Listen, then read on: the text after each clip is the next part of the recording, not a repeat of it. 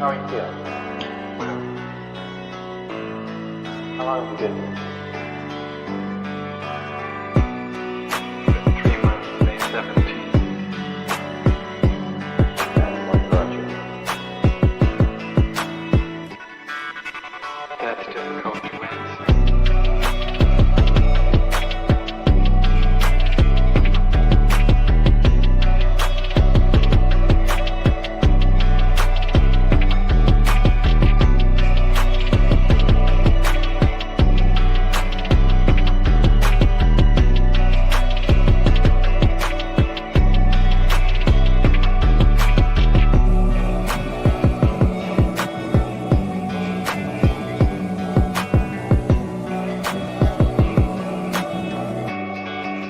Could you give me some idea?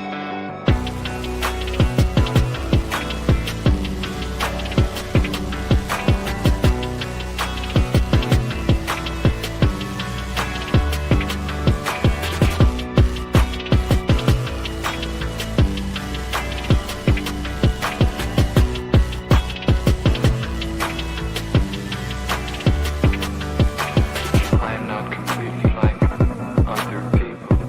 What do you mean by that? People dislike me because I am not completely like them.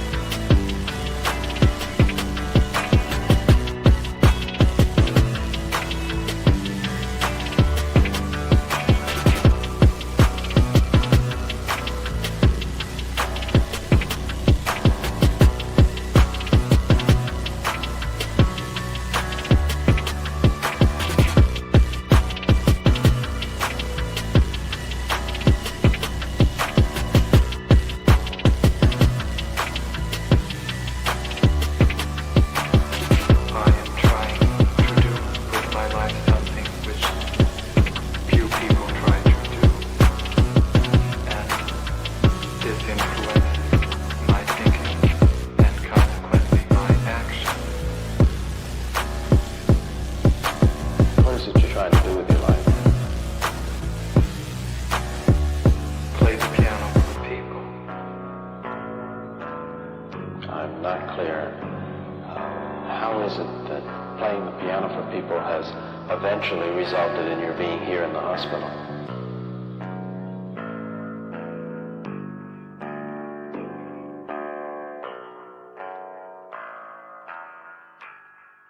That's difficult to answer.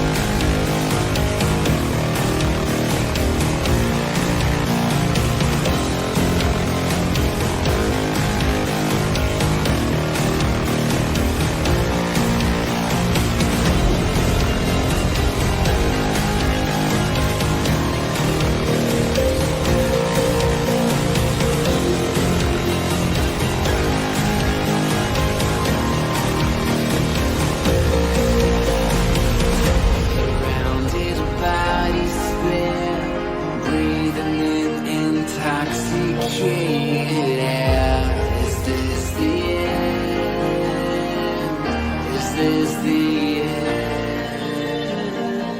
There's a noise inside my head of crying people facing death. Is this the end? Is this the end? Oh, I'm burning in the stone.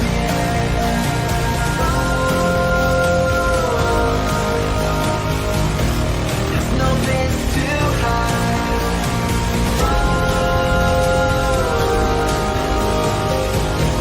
I'm burning in the stone.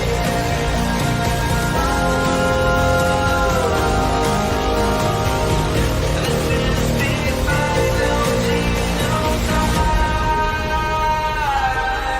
What have we done to the world?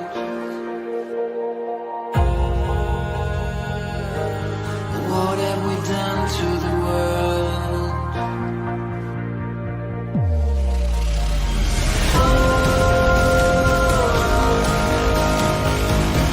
I'm burning in the stone.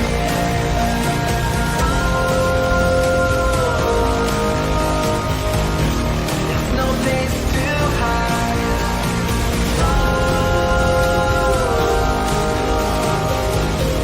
I'm burning in the stone. This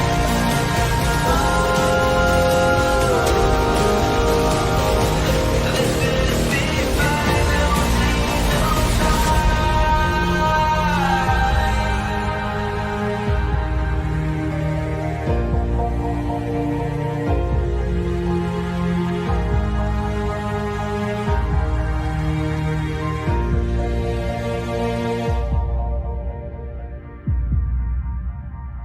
the final Who the fuck is Karlyn? She's just some sweet lady. She's like in a knitting. She does like a knitting stream. She's like a knitting YouTuber. She does knitting. What up, everyone? Why am I not in the right place? That's not the right place. That's the right place. Happy Tuesday, happy Tuesday. Hey, Muse asked, what song is this? I love it. Well, it's funny that you say that because I've always gotten a lot of comments about that song. And so I actually just put the song up on my YouTube channel yesterday, so you guys can actually download the song. You can't find it on Spotify or anything. Okay, so I use two songs in my intro. The first song I use in my intro is from my friend. It's by my friend Siggy, and he created it. But you can find him on Spotify. You can look him up under Holy Vacant, and you can find the song there. But the Burning in Dystopia song is not on Spotify or anything because I got a license for it off of a music website, and I love it, and it's awesome, and it's amazing. But you can now actually find it on my YouTube channel. It's under The Cult Music Burning in Dystopia opening music. So if you're looking for the song, there's the song. It is called Burning in Dystopia. It's by this group that does a lot of just like music that gets licensed out for like movies and different shows and stuff like that. I think it's called Really Slow Motion or something like that. But now you can find the song. People have been asking about it for a long time. There it is. I love it too. I love both the songs. And just because I promoted that, let me just I'll bring up Siggy so you can find his stuff too. Spotify, Holy Vacant. Because Siggy is enormously talented, and I wish Siggy would make more music, but he's an alcoholic, and so, you know, it is what it is. But he is enormously talented, and I highly recommend everyone follow him, and you can find him on Spotify under Holy Vacant. The song I use in the intro is actually, oh look, it's the #1 song on his channel. I wonder why that is. It's called Godspeak. I love that song, but he's got a lot of great music. He's got instrumentals. He also has collabs that he's done with other people. I highly recommend you check him out. I think he's enormously talented, and I wish he would actually make more music, but he's an alcoholic, and that's just the way it goes, and so, you know, it is what it is. I'm not telling tales out of school. He's very open about the fact that he's an alcoholic, but he is as many talented musicians are. But you can listen to that on Spotify, and I've listened to it many, many, many times, and I enjoy it. And it's amazing and all that stuff. Hey guys, happy Tuesday. What's going on? Well, we got a pretty light show today, to be honest. Did anyone watch Nick's stream last night, either with me or separately? Can we just talk about Nick Fuentes for a second? Listen. If you didn't watch Nick Fuentes' stream last night, I streamed it, I reacted to it. By the way, can I just complain for a second? Can I complain about retards on the internet for a second? Do you know how many comments today I have gotten on the Nick Fuentes reaction stream I did last night saying, why are you talking over the stream? Why don't you shut up? Can't you shut up? Why are you talking over the stream? And I'm like, you fucking retards. This is a reaction video. If you just want to go and watch Nick's stream and you don't want someone talking over it, I can understand that inclination. Go over to his Rumble channel. You can find it over there. You will find no one talking over the stream on the original video. It's like people act like that's the only place they can watch Nick. It's like, no, retards. This is an IQ test. If you come on my channel and you expect me not to do a reaction over what is obviously and clearly a reaction video, you have failed the IQ test. You are too stupid to be here. You can go over to Nick's channel and watch it, because I'm just going to ban you. I swear to God, I even put a note on that video. I was like, per usual, the policy of this channel is if you complain in my comments about me talking on a reaction video, I'm going to ban you and remove your comment because you're not smart enough to be here. Like, I am so committed to the idea that we are not an inclusive community, folks. I will never have the biggest audience on the internet, and that's fine, because I have an exclusive community. We have an exclusive community. Only smart people are allowed to be here. And if you're not smart, I mean, you can still get away with being here. Literally, all you have to do is not be a dick and don't whine in my comments. That's it. The bar is so low, people. I don't ask too much. Don't be a dick when I'm giving you free content on the internet. Don't be rude. I'm getting so sensitive to people just being needlessly rude. It's like, why? If you want, like you don't want someone talking over the video, then go watch the original fucking stream. You don't have to write a 6-paragraph post about how much you hate my voice and it's rude. Why are we even doing that? So don't be a dick and no whining. I don't want to hear it. I don't have kids for a reason. That's it. The bar is incredibly low. But if you can't meet the bar of don't be a dick and no whining, there's the door. You don't have to be here, and that's fine. Can I tell you guys, before we jump into our content today, I'm very excited about today. And I don't normally drink in the middle of the week. I normally save the drinking for Friday and Saturday. But I went to the store today to go get lunch, and I discovered the greatest beer, the greatest mass-produced beer of all time is back in stores. And this is a seasonal beer. And I have to have it, and I had to pick up a case of it, and I was like, I'm not going to wait till Friday to drink this. I'm going to start drinking this right now, because if you've never had a Sam Adams Oktoberfest, this is for people who don't know, you might be new to me. I am a beer snob. On Fridays, we do happy hour Fridays where I talk about craft beer a little bit. People vote on the beer, all that stuff. But the day that I find out that Sam Adams Oktoberfest is released, like, you just clear my schedule. I will be drinking that day because it is a great beer. Yeah, it is it was 95 degrees out early. It is so effing hot in New Hampshire. Like, I am white. I'm not made out for this. So it's a great day to drink a beer or 2 or 3. If you've never had Sam Adams Oktoberfest, it is definitely the best mass-produced beer on the market. It is so good. It is so reliable. I just don't even know what makes it so good. It is like crack. And so I'm busting out my bottle, and it comes in a bottle. It comes in cans now too, but like there's just something about like a beer coming in a bottle. Like, this is the way beer really should be served. I don't like all the cans that are out now, and I understand it's probably cheaper to make and it's cheaper to dispose of and all that stuff. But there's just something about like a beer in a bottle. It's like the way it should be done. So I went and I got my my railroad spike that is a bottle opener that I got in Seattle like 10 years ago. Check that out. That is a wrought iron railroad spike that some guy blacksmithed into a bottle opener. If I hit you with that, it would really hurt. But I'm going to open up this here beer. And I'm going to have my first Sam Adams Oktoberfest of the season. Cheers, everyone. And just because we're bougie, we're gonna put it in a glass. And this is an official Sam Adams glass that I got at the Sam Adams Brewery when I went on a tour on 10 years ago. I've had this glass for 10 years. I got this glass at the Sam Adams Brewery in Boston. I was running the 2015 Boston Marathon, and Sam Adams did this thing where they invited all the runners to the brewery for a special brewery tour, which is, by the way, exactly what you want to be doing 2 days before you run a marathon, is going to a brewery tour. But that happened, and so I went to the brewery and I got this glass. This is a real Sam Adams glass, and this is a cool glass because the glass part on the bottom here is actually thicker than the glass at the top. The reason is you're supposed to hold the glass like this, and because the glass is thicker on the bottom, the beer will stay cool longer. So this is out of the tradition of, like, breweries used to make their own special glasses that were, like, specific for their beer. Now, of course, this is a Boston lager glass, but we're using it for Oktoberfest. So cheers, everyone. Look at that beautiful color. It's so good. It's so good. It's so good. I love this beer so much. Anyway, welcome to the channel. Welcome. No, nah. Let me put that glass down there. Bottle down there. Oh my gosh. There we go. All right. Today on the channel, we are going to be continuing something that we started yesterday. We are watching It Does Taste Like Fall. It does.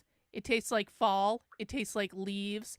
It tastes like autumn. It tastes like it doesn't taste like pumpkin. There is actually a Sam Adams pumpkin ale, but it tastes like all those just like nice harvesty things. It's got a rich caramel color. It's just like, it's so good.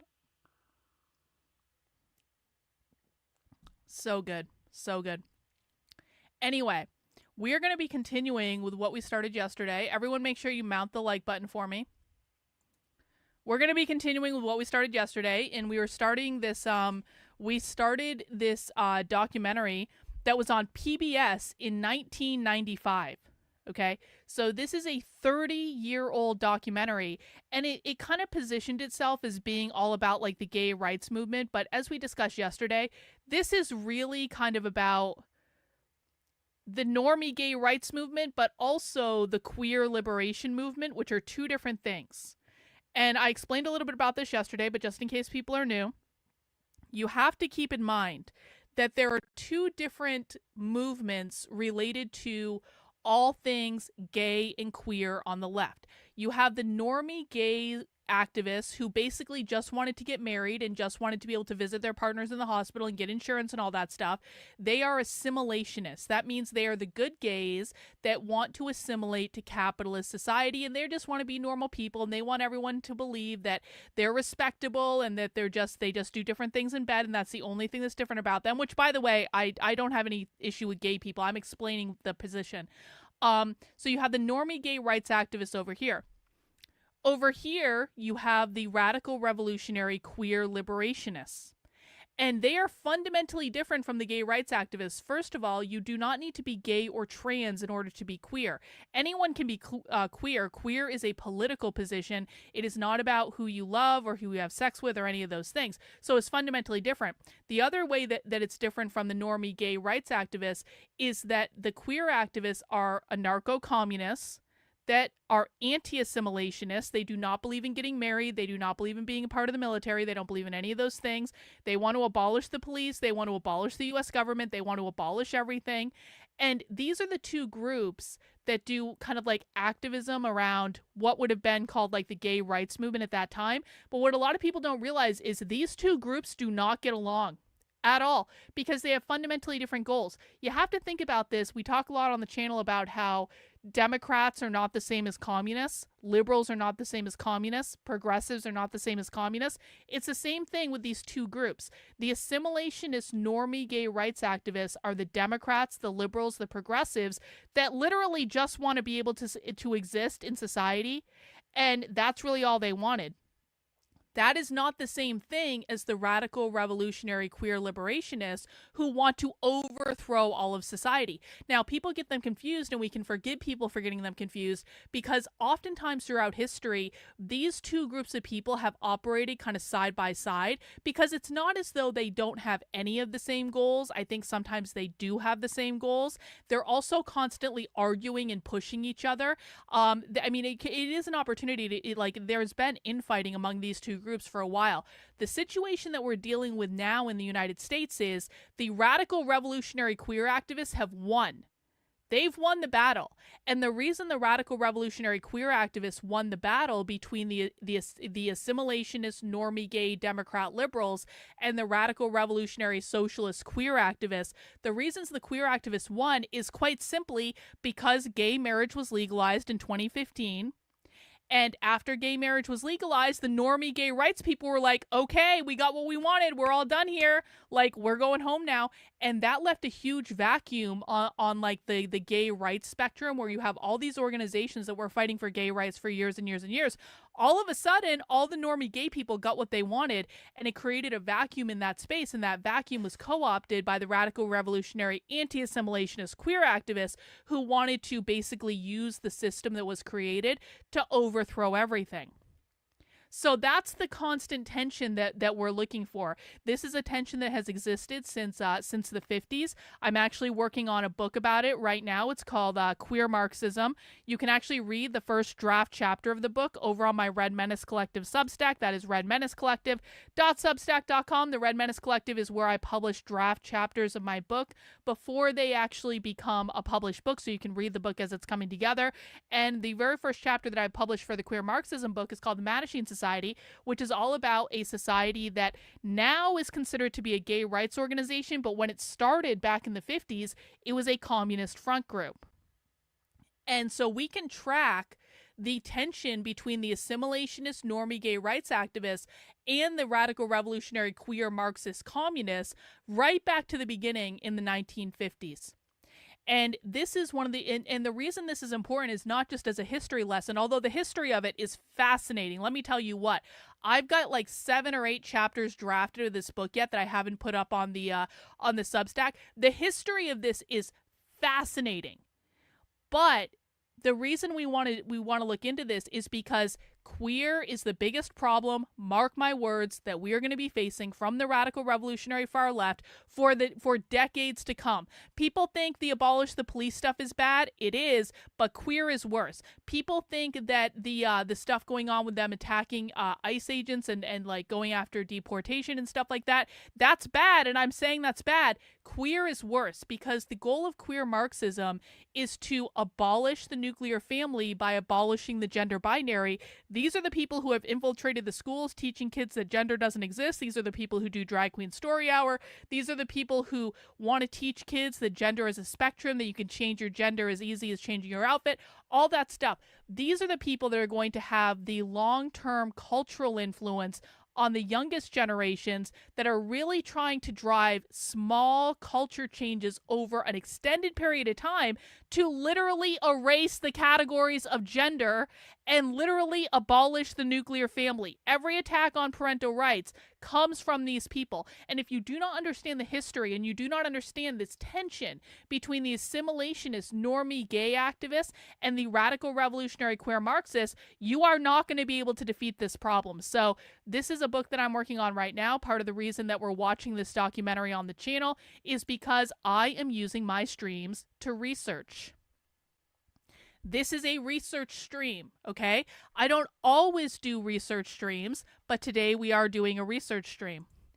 Is queer a reproductive, I don't understand, a reproductive rival suppression? I don't understand what you're asking. You need to use different words, and you need to ask a question that makes sense. I will answer your question, but I do not understand what you're asking at all. This has nothing to do with not having kids, guys. This has, if that's what you're asking, this has nothing to do with not having kids. This has nothing to do with degrowth. This has nothing to do with any of that. Queer Marxists have kids. They raise them in polycules. So they raise them outside of the capitalist nuclear family, which is what they're trying to abolish, in polycules, where everyone is responsible for the raising of all the children. Okay? Well, no, it wasn't a statement, bro. It wasn't. Queer is a no. Okay, Chris, you don't make statements on my channel, bro. I don't know who the fuck you are. You're new here. This isn't even English, Chris. So what I need you to do, no, it's not. No. Chris, you know nothing. For people who are new here, listen, I don't mind new people here, but just understand, I am not interested in your opinion. You have walked into my classroom and to my research group. You don't know what you're talking about. I promise you, you have no fuck off idea. If you want to learn about this stuff, I will teach you about this stuff. But don't come into my classroom and my research group and start making statements like you know everything, because I promise you, you do not. Try asking a question. Asking a question is going to be a much better way to go about it. Queer is about interrupting the reproduction of their rivals' social why are we using the term rivals? Why are we even doing that? It makes no sense. Queer is about disrupting the social reproduction of the nuclear family, which is the social reproduction mechanism of capitalism. That's what queer is. Queer is about disrupting the social reproduction of capitalism within the nuclear family. We need to be clear about things, guys. It's about convincing others to raise kids differently. Another way to say that, to be more specific, it's about convincing people to raise kids outside of the capitalist normative nuclear family, where the kids are raised with capitalist values to become good capitalists in the future. That's where they want to disrupt the reproduction of capitalism, is raising kids outside of the privatized nuclear family model. If you guys have questions about that, you're welcome to ask questions. Again, guys, this is a research stream, and this is basically an open air classroom. So I want to encourage the asking of questions. I want to discourage the making of statements, because for people who have not watched this type of content before, I understand why you think you understand what this is, but I promise you, you do not understand what this is. That's not your fault. It's the fault of your influencers who failed to inform you, but this is a classroom. I am the teacher of the classroom. I am the queen fascist bitch of this YouTube channel. I am at the top of the hierarchy, and there's not a single person here that's watched as much of this stuff as I have, I promise you, every day of the week. So if you want to try to test it, go ahead and see how that works out for you, but probably not going to work out that well. So we are going to be finishing the last part of this documentary today. If you missed the first half of the documentary, don't worry about it. The documentary is split into 4 parts. We didn't have access to the second part, so we skipped that one entirely. We watched the first part and the third part. You're still going to be able to follow along with what's going on in the fourth part. And actually, I think the fourth part looks pretty good. The fourth part is called Generation Q, America's Gay and Lesbian Youth. And remember, this is in 1995.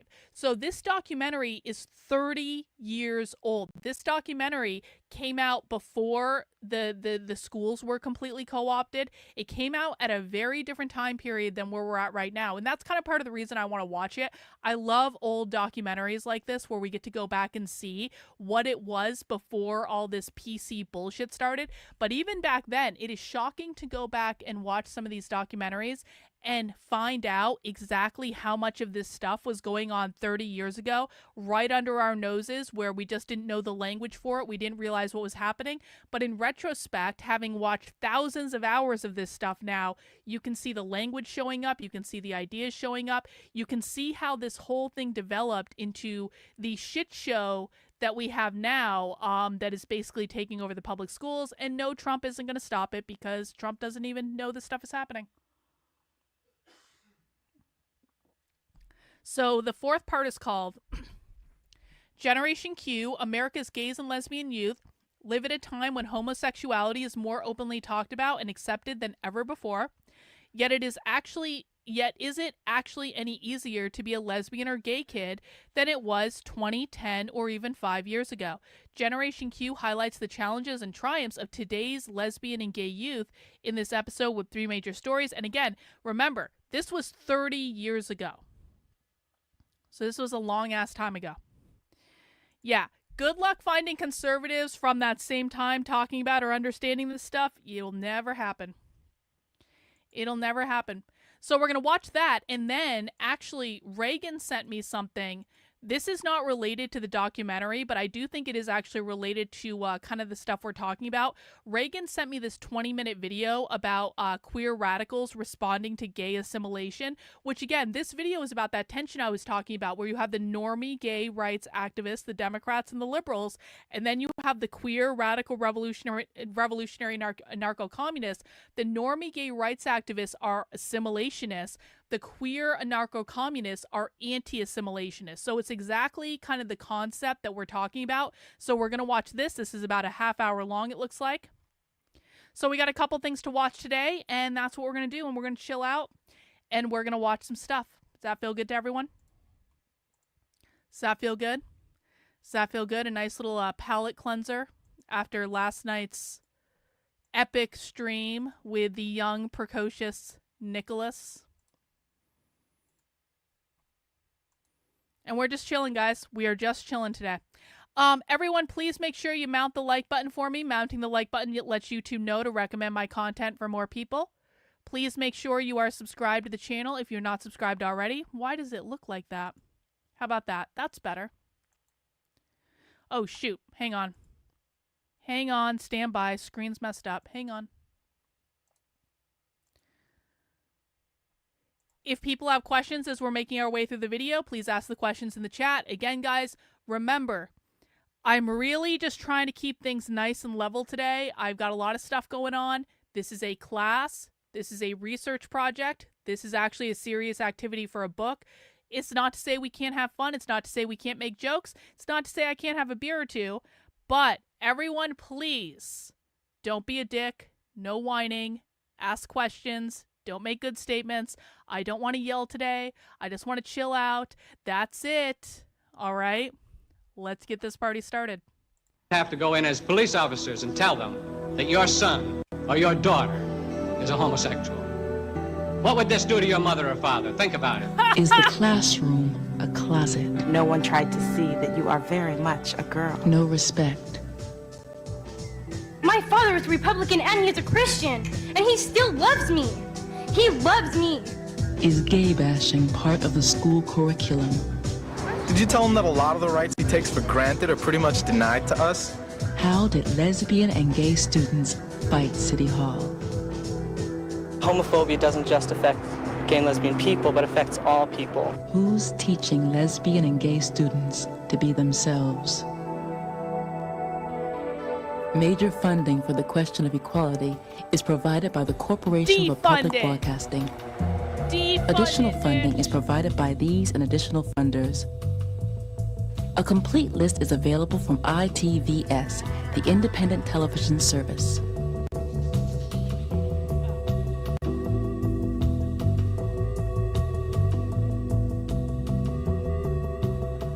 Look at all these leftists sponsoring this shit from years ago.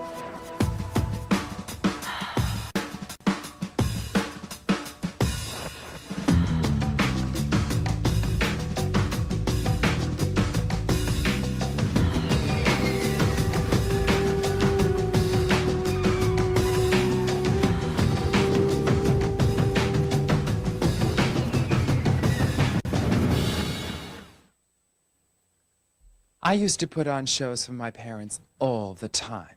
And they weren't really shows. They were more like musical extravaganzas. And this is what I'd do. I'd go into my mother's closet and I'd put on a wig, I'd put on a little skirt, a pair of her shoes. I'd wrap a sheet around me, and then I'd turn on the music. And I would stand in front of my parents, and I would just dance back and forth and back and forth. And this was basically their reaction over the years. When I was age 5, that's very good, sweetheart. You are very talented. Age 8, okay. All right. Age 10. Age 12. Jesus Christ, something's wrong with him. And it was about this time that my parents started to buy me sports equipment. Lots of it. He knew that the healthiest life for him was to have plenty of exercise and fresh air. He liked football, and the coach was a hero who could do no wrong. Bob tried to be as much like him as he could. His interests were mainly masculine, and his success at sports made him sure of himself.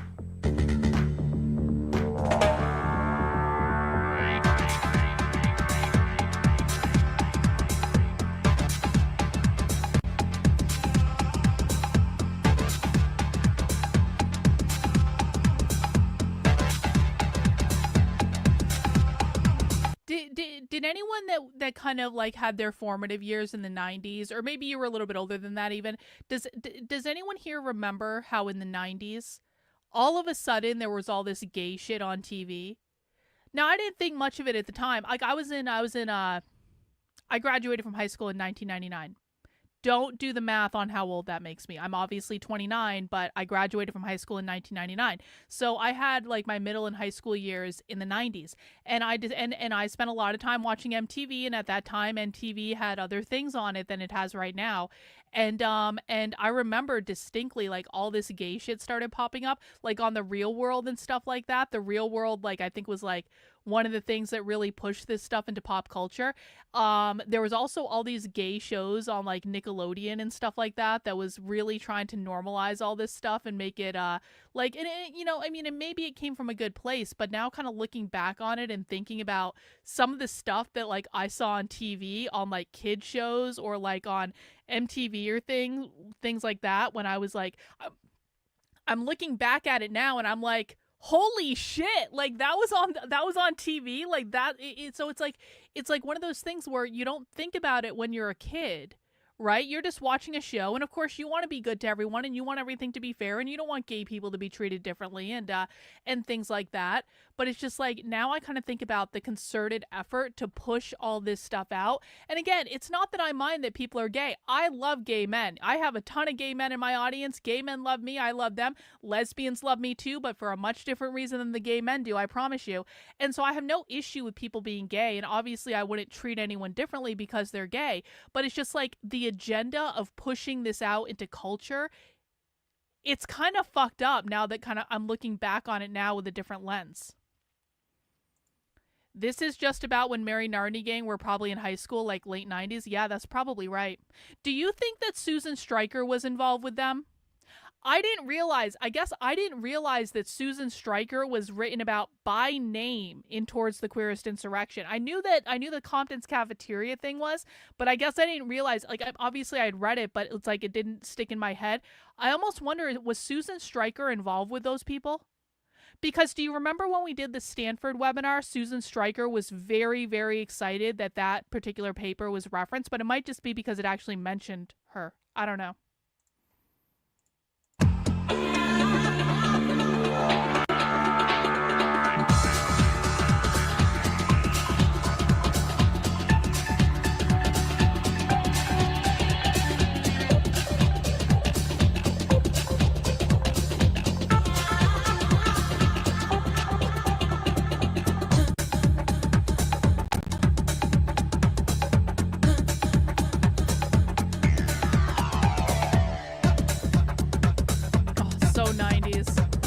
This is so 90s. It's killing me.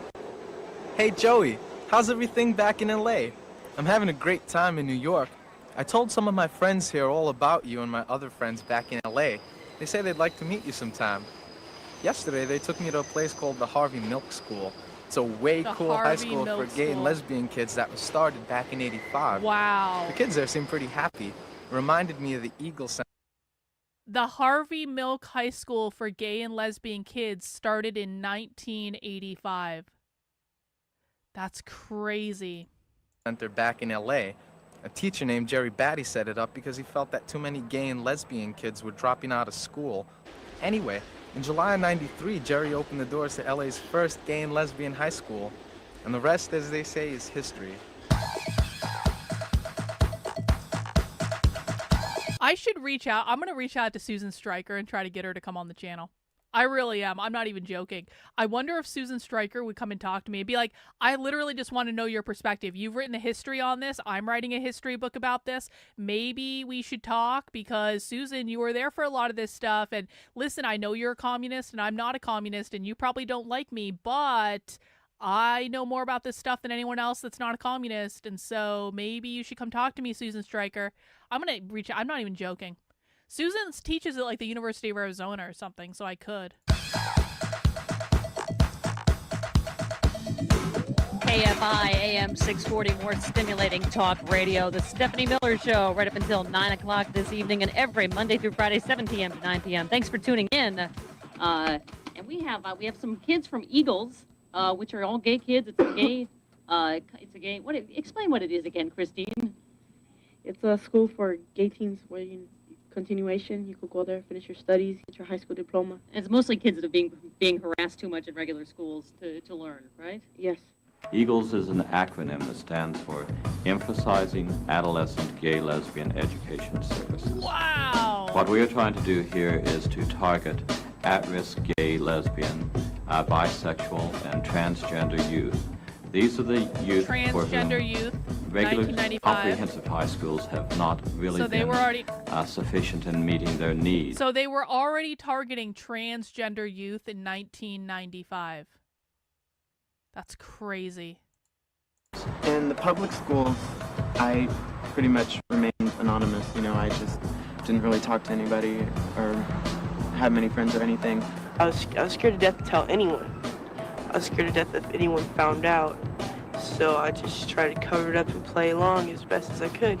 Many of our youth are truly at risk of suicide, of dropping out, of developing a lot of absentee pattern. I wouldn't really dress normally as like a male should back then, and I would get ridiculed every day and stuff thrown at me. I've had to fend for myself. I've gotten into a fight with 2 boys. I'm a very small girl, and so I had to basically fend for myself.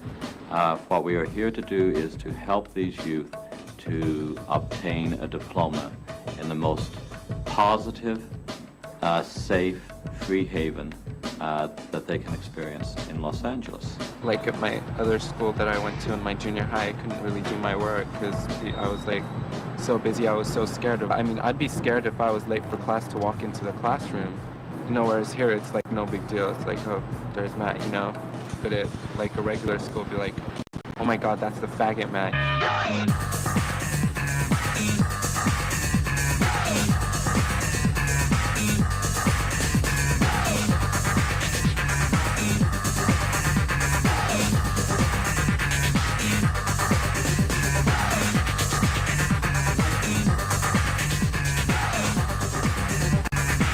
We're here as role models for the students, show them that they can be somebody in life. They don't have to settle for low self-esteem, for being doormats to anybody. They can become something. We still have to listen to Emmy O'Brien's scrubbed oral history. Don't think I've forgotten about that. I still have the link to Emmy O'Brien's archived oral history. We need to listen to that. And be proud of themselves. And we're here to boost that self-esteem. There may be some here today that will be homosexual in the future. There are a lot of kids here. The homosexual? There may be some girls that'll turn lesbian. We don't know. But it's serious. Don't kid yourselves about it. It can happen to anybody. We've seen it happen in all phases of society, from the lowest to the highest. Gnostic informant, was the 90s the beginning roots of woke? Oh no. Oh no, bro. No. It started way before that. So queer Marxism really started in the 1950s, if we're being honest about it, with the Mattachine Society. The Mattachine Society was a group created by five communist gay men who essentially came up with the idea that gays and lesbians are an oppressed class. And so this stuff started in the 50s. It's been around a long time. Queer started being used as an anti-capitalist term, colloquially around about in the 60s, about 10 years after that. And then of course Stonewall happened in 1969. Compton's Cafeteria Riot happened in 1966. So this has been going on a long time. Yes. Nobody's exempt. 85% of the homosexuals, you cannot tell that they're homosexual. They look like I do, like any man does. They're masculine in appearance. You'd never know. Well, they can be anywhere. They can be policemen. They can be school teachers. They can be ministers. They can be judges, lawyers. We ought to know we've arrested all of them. At my junior high school, the security guard even called me a faggot once. And the teachers didn't do anything. I told my teacher and they didn't do shit. They didn't do anything. Proper They education. don't really care. But when it's another minority, if it's someone who's black or, you know, Jewish or Hispanic or something, you know, they'll do something about it, but they just don't care. For me, I'd walk into a class, you know, maybe a little late. I'd walk in and just, you know, people would stare at me. I'd walk through the hallways, there would be, you know, I'd be walking, everybody would be quiet. As soon as I had my back towards them, they, you know, little rumors here and there, people would start screaming things out. There was an incident at my school where we were playing Truth or Dare. That was when, like, the Madonna movie came out, and we were playing that, and, like, we dared two lesbians to kiss, and, like, some other people saw, and they, like, came over, and, like, all these people came over and started, like, chanting to us, like, you know, saying that we have AIDS, and you know, we're all fags and dykes and everything, and all that, and they were harassing us totally. I mean, they were, like, there was, like, a huge circle around all of us, and they were, like, pushing into us, trying, like, yelling at us. And then finally just school was out of the question, and, you know, I just became really involved in drugs and stuff. So, I mean, school wasn't a question ever again. You know, my option was drugs and alcohol, you know, to take away that pain, you know, because I didn't have school. And I always wanted my education, too. I had a strange reputation for fighting for some reason. But the only time I ever fought was when, you know, when someone would get into my face. I never caused any problems because I'm not a problem causer. I just felt really bad within myself for having to lie all the time, you know. Whenever my friends would go out somewhere and they'd ask me to come along and bring a date, you know, I couldn't bring my boyfriend along with me, you know, or the guy that I liked. I would have to lie and go with a girl or something, and, you know, it would just be a lie on top of another lie. I had a lot of problems because the guys wouldn't leave me alone, and they kept saying I'd make you straight and stuff, and the girls would get like, don't get around me. God forbid. They would get what? Don't get around me or don't touch me, and I'm just like, don't flatter yourself. So my grades suffered greatly for that. I would go from 3.5 to 1.6 over one semester period, and you know, suicide was a constant idea in my mind. I've thought about it. I've been in a car in the garage with the key in the ignition, waiting to start. Listen, I'm not saying that these kids weren't bullied, and I'm not saying that they didn't have these thoughts. I'm not questioning that. I'm not saying that. Obviously, that's horrible. We don't want anyone to have these types of thoughts. But what is the line that's used on parents today when parents don't want to accept that their little darling is asking for trans hormones? Because now I'm looking back at all this stuff and I'm like, okay, this is all propaganda. This is a propaganda documentary. We know that all documentaries are propaganda. Almost all documentaries are produced by the left or by the Jews or any of those things. And they're pushing a political narrative. The reason the propaganda is coming up is because they're trying to push a certain message out there. So now I'm looking back at this and I'm not, like, back then I would have been like, oh, that's too bad. They felt really bad about themselves. And now we have the benefit of hindsight to say, anytime a parent didn't want to give trans hormones to their kid, they were told, would you rather have a trans kid or a dead kid? And it's just interesting to see, oh, this is exact. Oh, they were suicidal because they were gay and they just weren't accepted. Listen, I was in high school in the 90s in Vermont, in a small town in Vermont. And there were absolutely people that made fun of me because, like, you know, I mean, listen, I have periods in my life where I'm more masculine. I have periods in my life where I'm more feminine. I definitely had more masculine energy in high school. I had a short haircut, all that. I was called a lesbian in high school, but, like, it was never actually, like, that bad. So I don't know. I question how bad it actually was, especially when we're talking about more liberal areas. I did not grow up in a liberal area, and it really wasn't that bad. You get called a name every now and again, like welcome to being a kid. Kids call each other names all the time. So was it really that bad, or was this something that was pushed as a narrative? I don't know. I didn't just fall asleep, but I've never turned that key. It's the closest I've ever come. If the public schools is going to have an EAGLE program, LA Unified School District, is going to have a program in terms of the EAGLE program, taking kids who say they're homosexual, why don't we also have a program that would offer what we call reparative therapy to help correct Conversion therapy. the gender identity conflict, which is all homosexuality is. It's where the gender is blurred. Don't think so. I don't have any problems with my homosexuality. Well, I'm very, very happy with my... Reverend, I think that's highly offensive to many, many homosexual people. They don't feel they need reparative therapy. It isn't offensive to hundreds of homosexuals who have been delivered. There's a major movement out there, and it'd be good for you to They're have. only brainwashed, that's all. We're going down to Orange County to support a gay and lesbian club at Fountain Valley High School that many of the students and parents want removed from the school. And we just feel that the club should be allowed to stay at the school. And perhaps if there was a club like that at my school, I would not have dropped out when I did. Science can't find a reason for homosexuality, and yet you are allowing and encouraging it for our children. I would like to ask you, what if everybody was homosexual? There would be no future. They cannot reproduce if you're strictly homosexual. Being gay is about love. We simply want to be able to love and be loved. And so what if the object of our love is a member of the same sex? When I stopped burning in this lie and began turning to the truth of my sexuality, eventually I met someone named Raoul and I fell in love. It was one of the most amazing things I've ever felt in my life. And I'm not going to stop loving him no matter who tells me to. Having a group supporting a behavior of which 82% make up all AIDS cases, supporting a behavior which is against the law and causes a high rate of suicide is not for the well-being of students. We students are determined to hold our moral standards forever, with no compromise or tolerance. Because tolerance without morals is chaos. I How'd that work out don't for hate those that are conservatives? against us.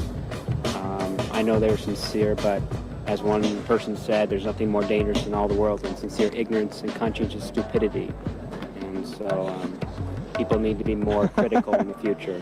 Not just have a good heart, but have a strong mind too. If you study the entire gay movement in terms of its literature and its music and all that's printed in The Advocate and the other gay national magazines... Hey, let's not get into the Village people here. I love the Village people. You will find that the whole thing is built around sex. You know what? Gay The magazine. person in this room with me right now is my girlfriend. And we do not base our life on sex. In this moment in time right now, we're sitting here and we are conversing with you and we are not fornicating Of course, as well. you're in a radio studio. I don't expect We you can't to have be, any of that here in the having studio. sex Not in a if I'm radio not studio. We go and walk down the street That's and what we're you not make us all sound over like. each other. Okay, kids. Oh, do we have a referee's whistle? All right, we got to take a break here. We're like separating ourselves from everyone else, which is I believe it's kind of wrong, but I mean, what I think is like, why should we have to do that to get an education? It's not fair, you know? But on the other hand, I mean, what else can we do? You know, there's sometimes when segregation is important, like why do you want to segregate yourself from a lion's pit? You know, and I think of regular schools as sort of like a lion's pit. I feel like, I feel like a minority. I do. I am a minority. But, I just feel like I'm a small part of life that's not accepted, so they just throw us in a corner and say, here, go to this school. And we're lucky to have this school. But it'd be really nice just to go to school, and everybody said they're going, yeah, you're cool, you're gay. But it's not happening. The alternative is a kid who gets discouraged, gets teased, shunned, that type of thing. They drop out, and where do they get? 10th grade. Christina wants to stay here, and she is going to graduate, and that's great. More power to her. Safer doesn't mean I was physical. I wasn't physically hurt in school because I could defend myself. I'm not, but it's just mentally it's safer. Yeah. You don't have to deal with all the comments all the time. You don't have to deal with that kind of crap. It's just easier to do your work. If I want to turn in a book report with a gay theme, well, here's a place where I can, do it. Other school teacher would probably look at it and, what's this? When she came here, she was interested in the subjects and the way they taught and the way they have like a placement to place people and different things. It's almost like,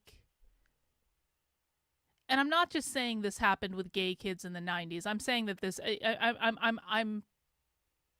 I'm thinking out loud. it's almost like they taught them from the very beginning that they were oppressed and that they were hated and that they were going to get picked on and that they were going to get bullied. And so they walk into social situations in their normal high schools and they make the assumption that everyone's out to get them, that everyone wants to bully them because they've you know, and I'm not saying that didn't happen. I mean, obviously it did, but it's almost like they're set up with the expectation that they are already oppressed. So isn't that convenient when you're trying to push an ideology in which the oppressor-oppressed narrative is central to what the ideology is? She was really enthused about it. Take Mr. Batty, for example. Here we have a man who is breaking his back for us, you know, for gay and lesbian youth, and trying to make a difference, giving us a chance that we never had in school. He has so much caring and so little time, and, you know, he has a big load to carry. I guess you would call him a role model. Maybe not everybody would look at him like that, but I mean, if they really stop and look what he's doing, I guess you can look at him as a role model. In talking to Chris's friends and in getting to meet them and understanding both at the Eagle Center and outside of the Eagle Center, I can't help but feel that acceptance and love is more important for a gay child. I'm flashing back to some of the outfits I wore in high school right now. I wore a lot of flannel in high school. Everyone wore flannel. It was the 90s. You had to. And the big jeans. I fucking love the big jeans. And I love that the big jeans are making a comeback. And I know that people hate those jeans, but I love them. I don't even care.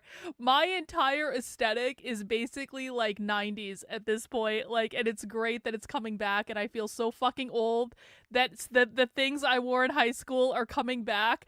But man, I loved it. And I will not apologize. Yes, they're back. With the giant ass pockets that you can put everything in.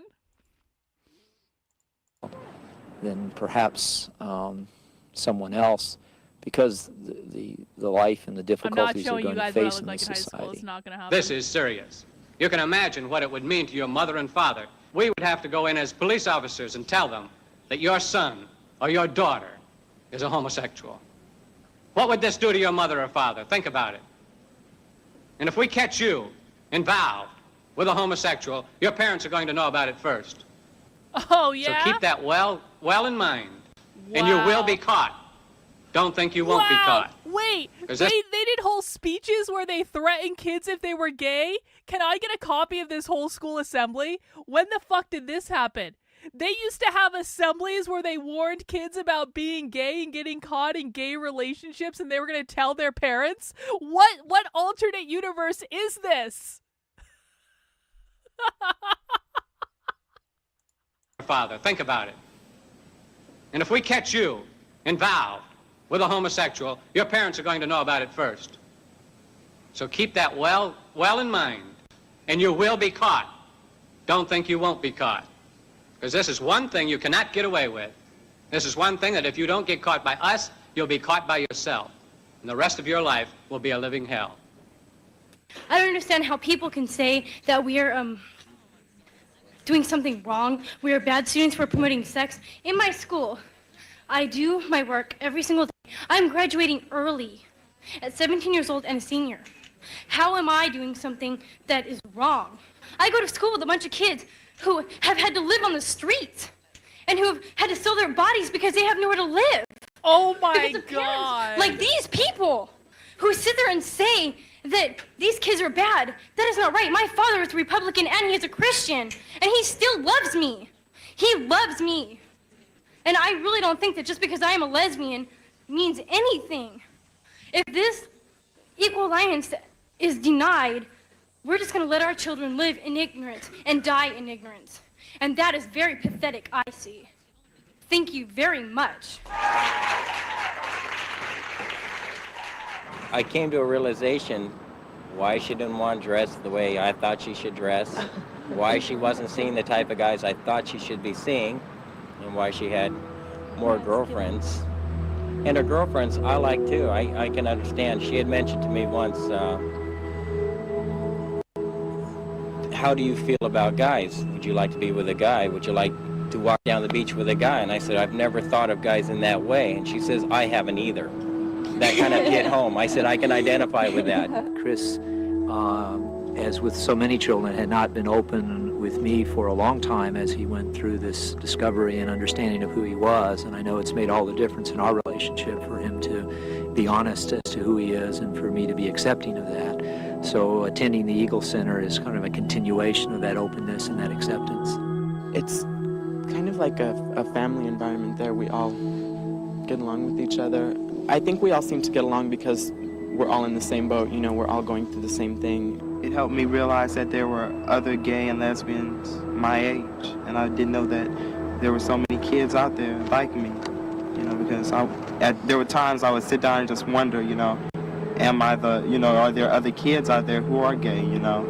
And I knew there were, but I just didn't know that there were so many, you know, who shared the same feelings that I did and who went through the same. I've already been invited to 3 different cities to talk about the possibilities of starting similar programs. You know, there are so many children out there who are already understanding their sexual orientation, or certainly beginning to get inklings of it. I'm getting calls from different parts of the city even saying, I've got a 12-year-old who needs a program like yours. Wow. We can't start, honestly, soon enough for some of these kids.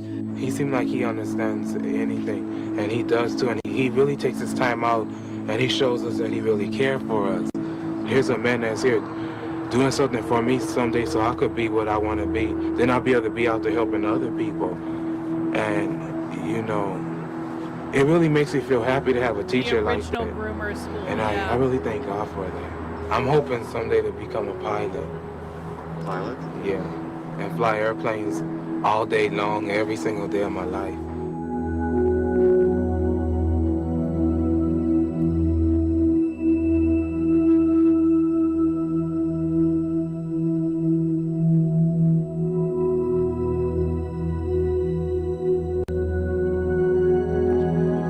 I've noticed this weird thing, like when I bet at like queer events and stuff. This was so pronounced to me when I was at the Boston Pride event, because it's like,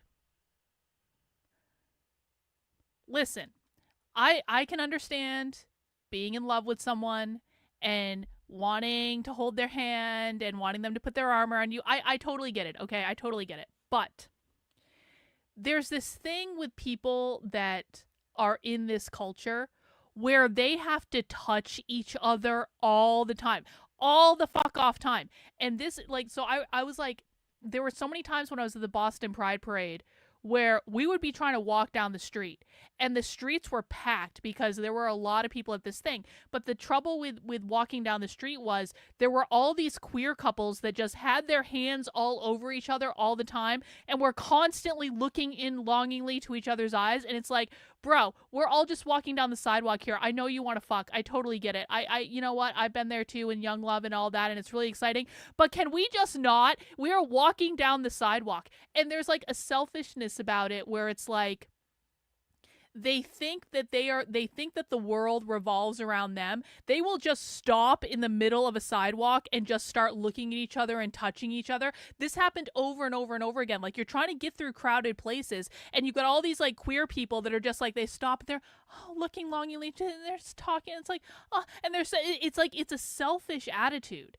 And it's just like, listen, and again, I don't care what you do in your bedroom. It makes no difference to me at all. But can we just not do it in the middle of the sidewalk? And it's not even about being affectionate with each other.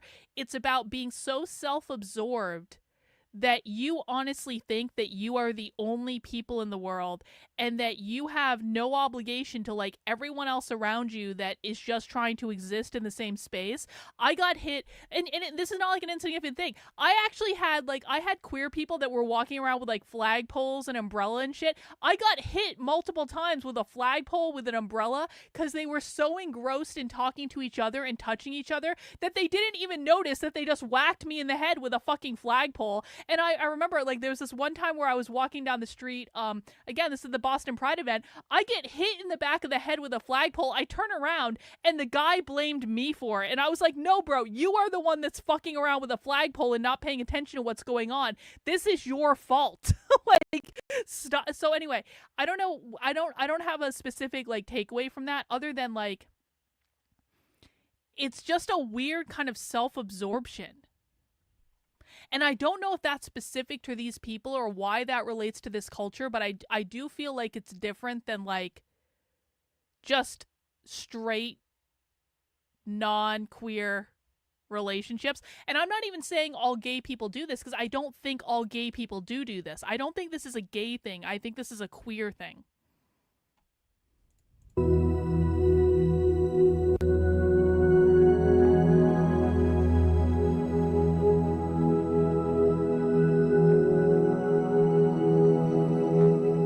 No, it's not. No. You have to expel this bullshit narrative from your head. This is not cluster B narcissism. That's what we call a conservative bullshit narrative, because conservatives are lazy and don't want to understand what they're looking at. This has nothing to do with narcissism. This has nothing to do with cluster B. Anyone who thinks that, you need to get that out of your head, because we are smarter than that, and we don't do this. So I'm walking down the street, and I see this Wonder Dyke walking towards me from the other direction. Wonder Dyke. I mean, she was so beautiful. She had a short fro, kind of like mine, only more styling, and eyes like Venus. Not the painting, the real goddess. So I start hyperventilating, and I try to think of some sort of suave thing to say to her. Wait, maybe she's no dyke. Cars start honking, so I keep walking and get out of the intersection. She's still walking towards me, and I spot a triangle. Thank Jesus. A pink triangle. The sun is reflecting off her teeth, and I want to pluck at her triangle. earlobes. Wow. She smiles. God, I think I'm going to die right here in the middle of Belmont Avenue. Can't you see the headline? Woman dead by Dyke Beauty. Okay, here she comes. Okay, I gotta start a conversation. I gotta say something. Okay, I got it. Hey. Hi, sis. I can't believe how great Mom and Dad are sometimes. You know the new girlfriend I have that I'm crazy about? Well, last night, Mom and Dad invited her over for dinner. It doesn't fucking matter if the story happened. What matters is the pink triangle. The story itself makes no difference. What matters is the symbolism.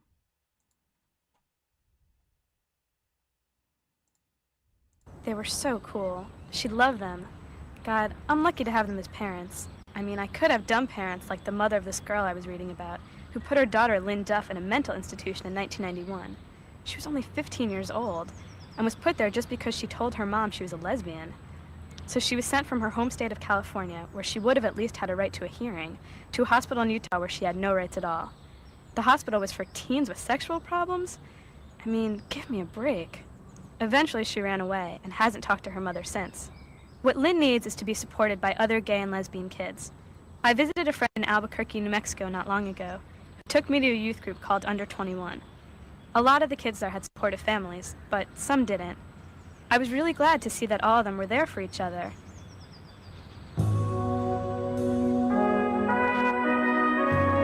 What the fuck?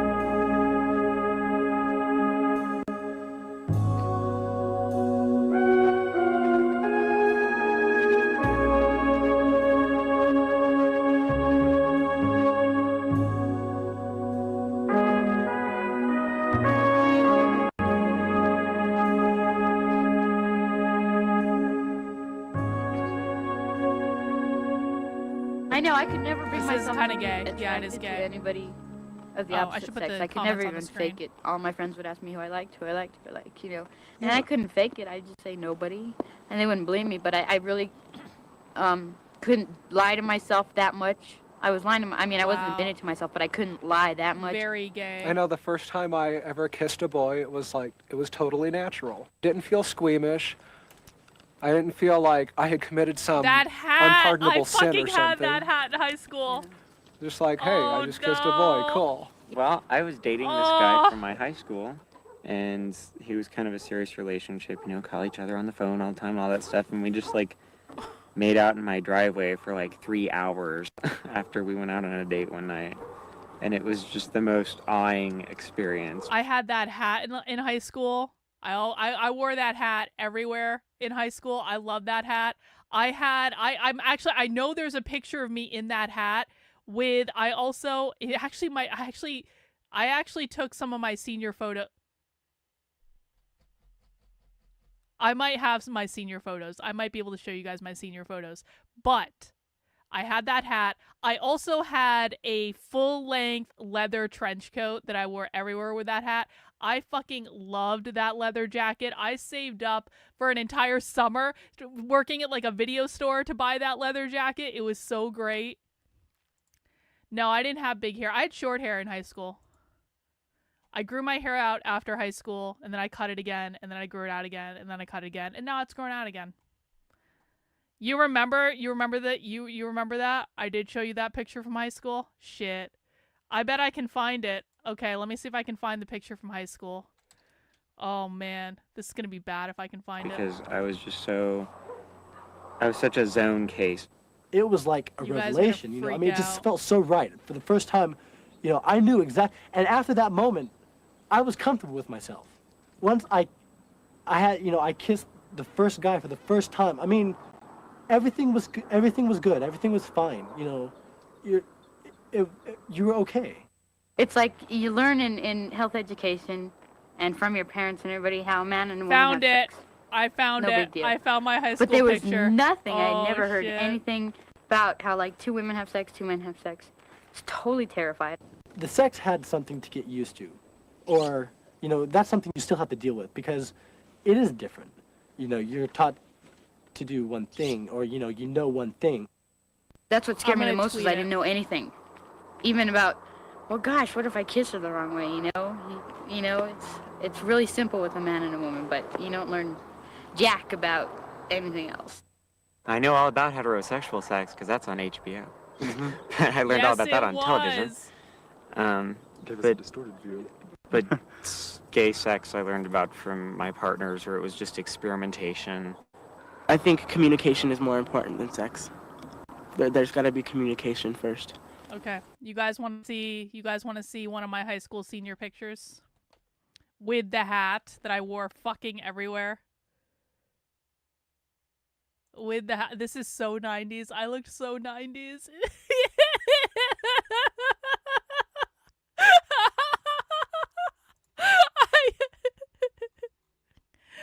Oh no, I can't believe I'm showing you guys this. I just tweeted it too. There I am. There I am. My hair was under the hat because I wore the hat everywhere. There it is. I told you guys. I love that sweater too. That sweater was also good. That sweater was so oversized and awesome.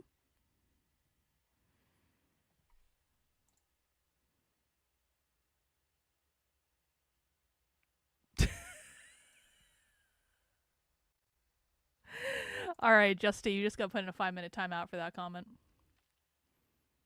Yep. 90s was all about oversized. Yes, it was. Uh-huh. All right, that's what I looked like in high school.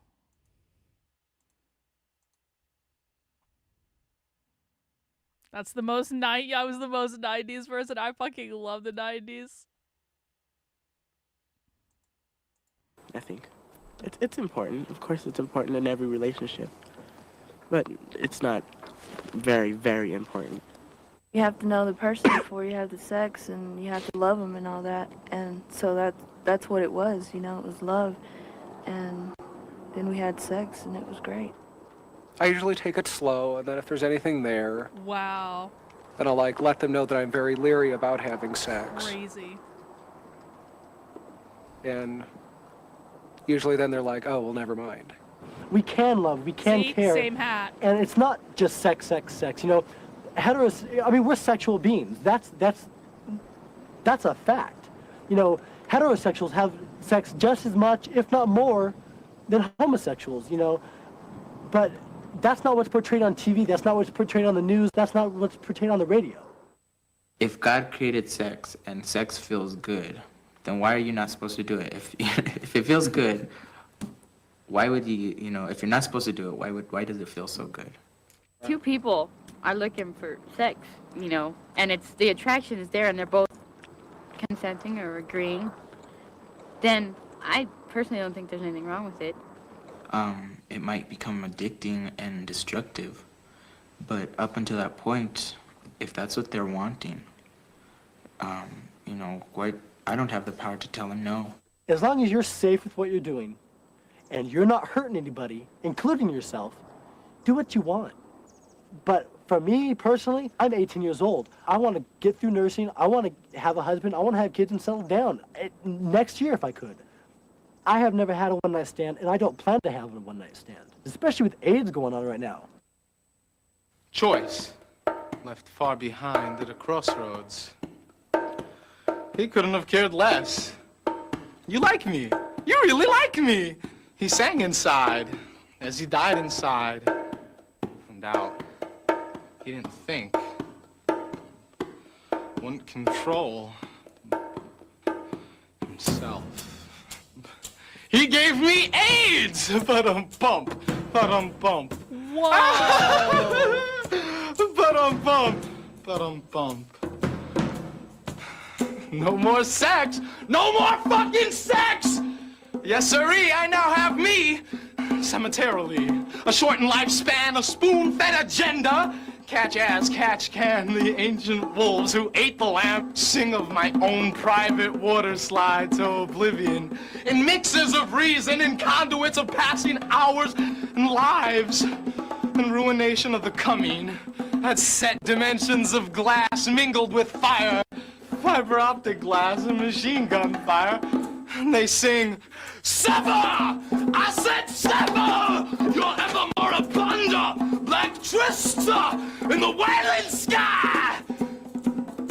To ever drone in its liquor.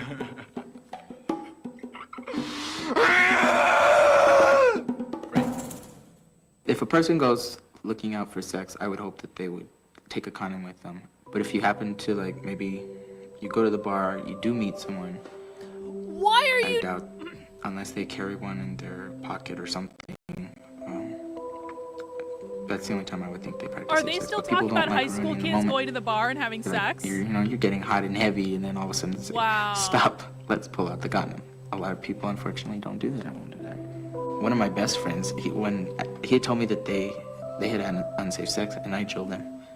I was like, God, that is so dumb. And afterwards, he was like, I know. And so the next time, he was like, all I could think about was you drilling me. So I kept... This was the other thing that happened in the 90s. Do you guys remember after Magic Johnson announced he had HIV? I distinctly remember that. Oh my God.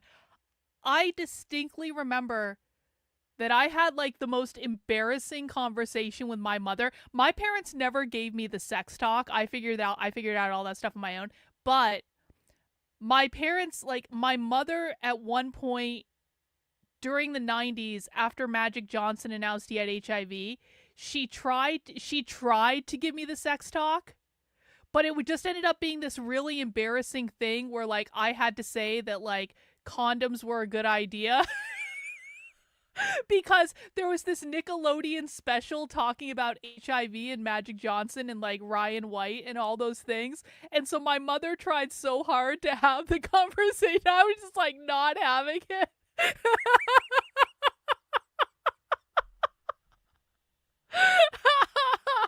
But like the whole fucking after school special that my mother made me watch was about condom use, and so I had to say that. But I was just like, this sucks.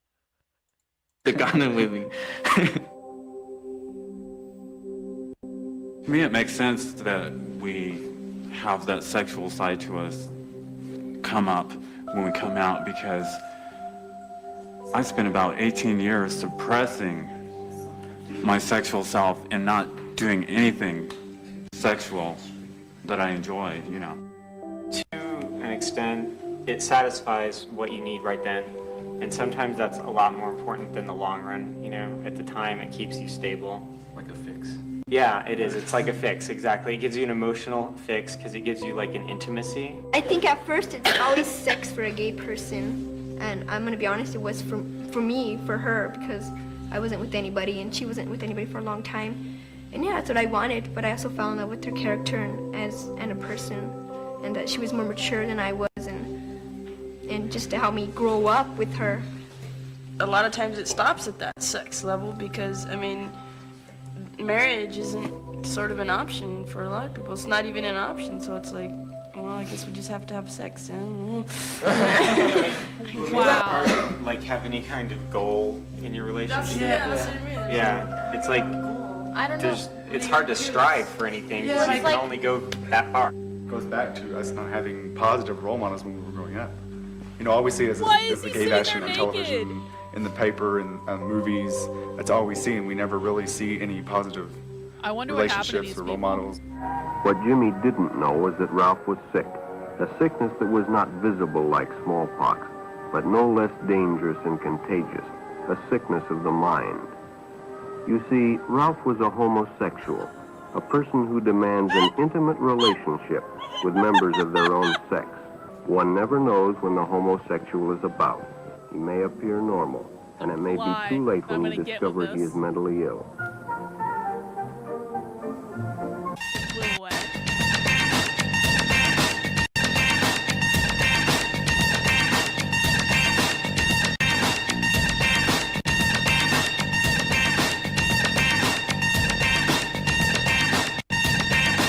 Bro, 90s TV was wild.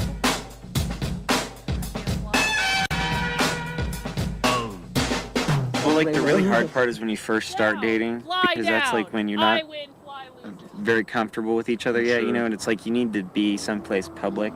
Because I know when I first started seeing Michael that we got bashed a couple of times. Like the second date we went on, we went to an ice cream shop and we were sitting outside eating our ice cream, and this card. If they mention bashback in this documentary, I'm going to fucking lose it. Drives by fags. I was like, oh. Well, actually, I can think of one time we were just driving, you know, we were in our car, and there was this truck that they looked really, really scary, and they looked like they were gay bashers. So we even stopped holding hands, because we usually hold hands while we're driving. And we stopped holding. I slowed down the car quite a bit, make sure not to get right next to him. I think it's hard to hold hands in the mall and stuff like you said. I want to be able to do that with who I'm with my lover or whatever. You know, I want to be able to express myself in a way that heterosexual teens express themselves. I don't think it's fair. I just want to live my life openly and not have to hide or not to be scared. You know, where can we be safe to hold hands? Where Look, can we give each look other at the a hat. kiss? Look at the hat. Look at the hat. Look at the hat that kid's wearing. Pink triangle hat. Express themselves. I don't think it's fair. I just want Look, he's wearing a pink triangle hat. Watch for it. to live my life openly and not have to hide or not to be scared. You know, where can we be safe to hold hands? Where can we give each other a kiss? That's one thing I want. Do you think you'll ever reach that point? I think so. Wet, wet and green like a monsoon, tongues like muddy rivers swollen, we kissed and drew back, taking in deep lips that were parted, wet and not getting dry. Fat girl, I want your everything, crescendoed so that I could... The pink triangle is a symbol that has been used by queer liberationists for a while. It's a reappropriated symbol. They took it back after World War II, but the most famous usage of it is in the ACT UP movement. The ACT UP movement was in the late 80s and the early 90s. There was a famous poster that had the pink triangle and it said silence equals death. The pink triangle later got inverted. So anytime you see the pink triangle, that's queer liberation. That's not normie LGBTQ rights. And so the pink triangle is very specific to an anti-assimilationist queer ideology rather than like normie Democrat liberals who just want a gay marriage. Is she reading from the Fat Girl Manifesto? Maybe. Do you guys think she is? Wait, seriously? barely hear the scatting that danced flamenco on the girl of me. Or my hated fear, thanking that no one tried to see that you are very much a girl. This black one said it? Hang on.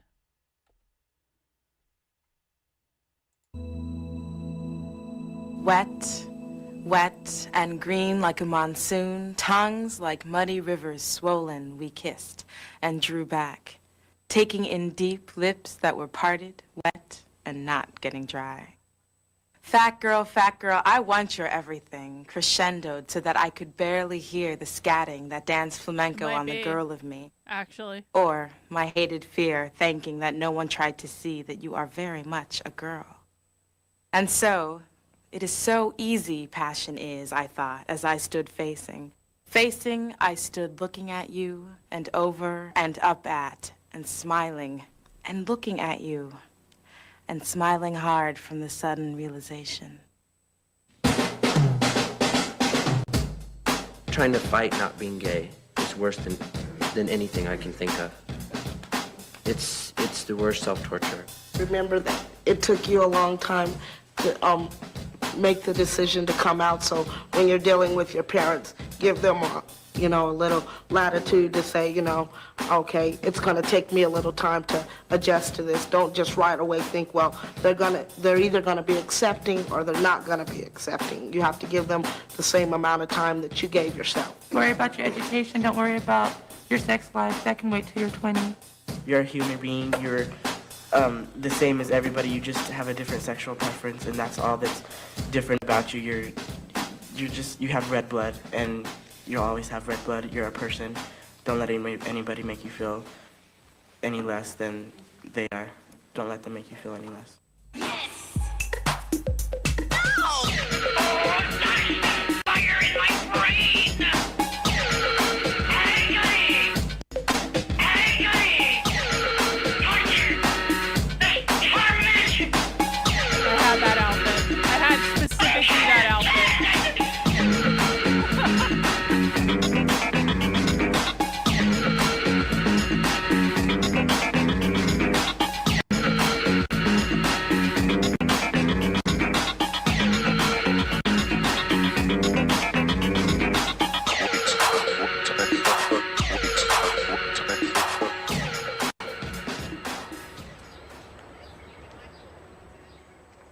How's it going, Julie? It was really nice to talk to you on the phone last night. Sorry to hear about your argument with the straight guy who said gay and lesbian kids don't need laws to protect them in public schools. Some people are total jerks. Did you tell him that a lot of the rights he takes for granted are pretty much denied to us? I mean, something as simple as going to your high school prom is, like, totally impossible for gay kids. My mom was telling me about this guy named Aaron Frick who sued his Cumberland, Rhode Island high school in '79 because they wouldn't allow him to take his boyfriend to the prom. Why did you feel you had to go to the prom? Did you want to make a statement? I felt that, one, that I did have the right to do it, and two, yeah, it was a political statement. I really think it was a strong political statement. You know, things haven't changed much between '79 and now, but I have a little hope that they will, because my mom also told me about a bunch of kids in Massachusetts who got together and actually changed a student rights law. Now, gay and lesbian kids throughout the entire state are protected against discrimination it wasn't in public Massachusetts. Of course. Boston. Public Garden. They destroyed the greatest city in the world. House Bill 3353 is an amendment to an existing student rights law in Massachusetts. It's a law that prohibits discrimination in public schools on the basis of sexual orientation. It was a bill that, in fact, added sexual orientation to the docket of race, creed, religious background, and made sure that no matter who you are, that your rights would be protected as a student. This bill is fighting for equality. It's not, being safe in schools is not a special privilege. It's a right. That's a mean-looking thing. It's kind of red. Tell us about that. Well, it was a student in the high school punched me. I think it was on account of his prejudice, actually, because and it just happened he just right couldn't before you went on this show. Accept my homosexuality, and he gave me a sucker punch. Can you explain his behavior? I realize you're not a psychiatrist, but why do you think he did that? Well, basically, many high school kids don't really know other gay people, and they're just going to want to, hit the first fag that comes along.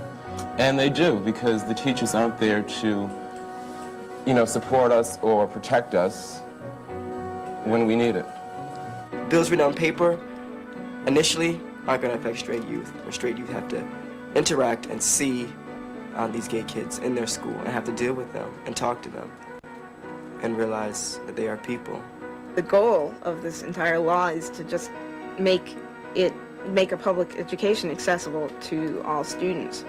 And that includes straight students who are perceived to be gay, anyone who's harassed because of their sexual orientation or because of what people think their orientation is in effect being robbed of their public education.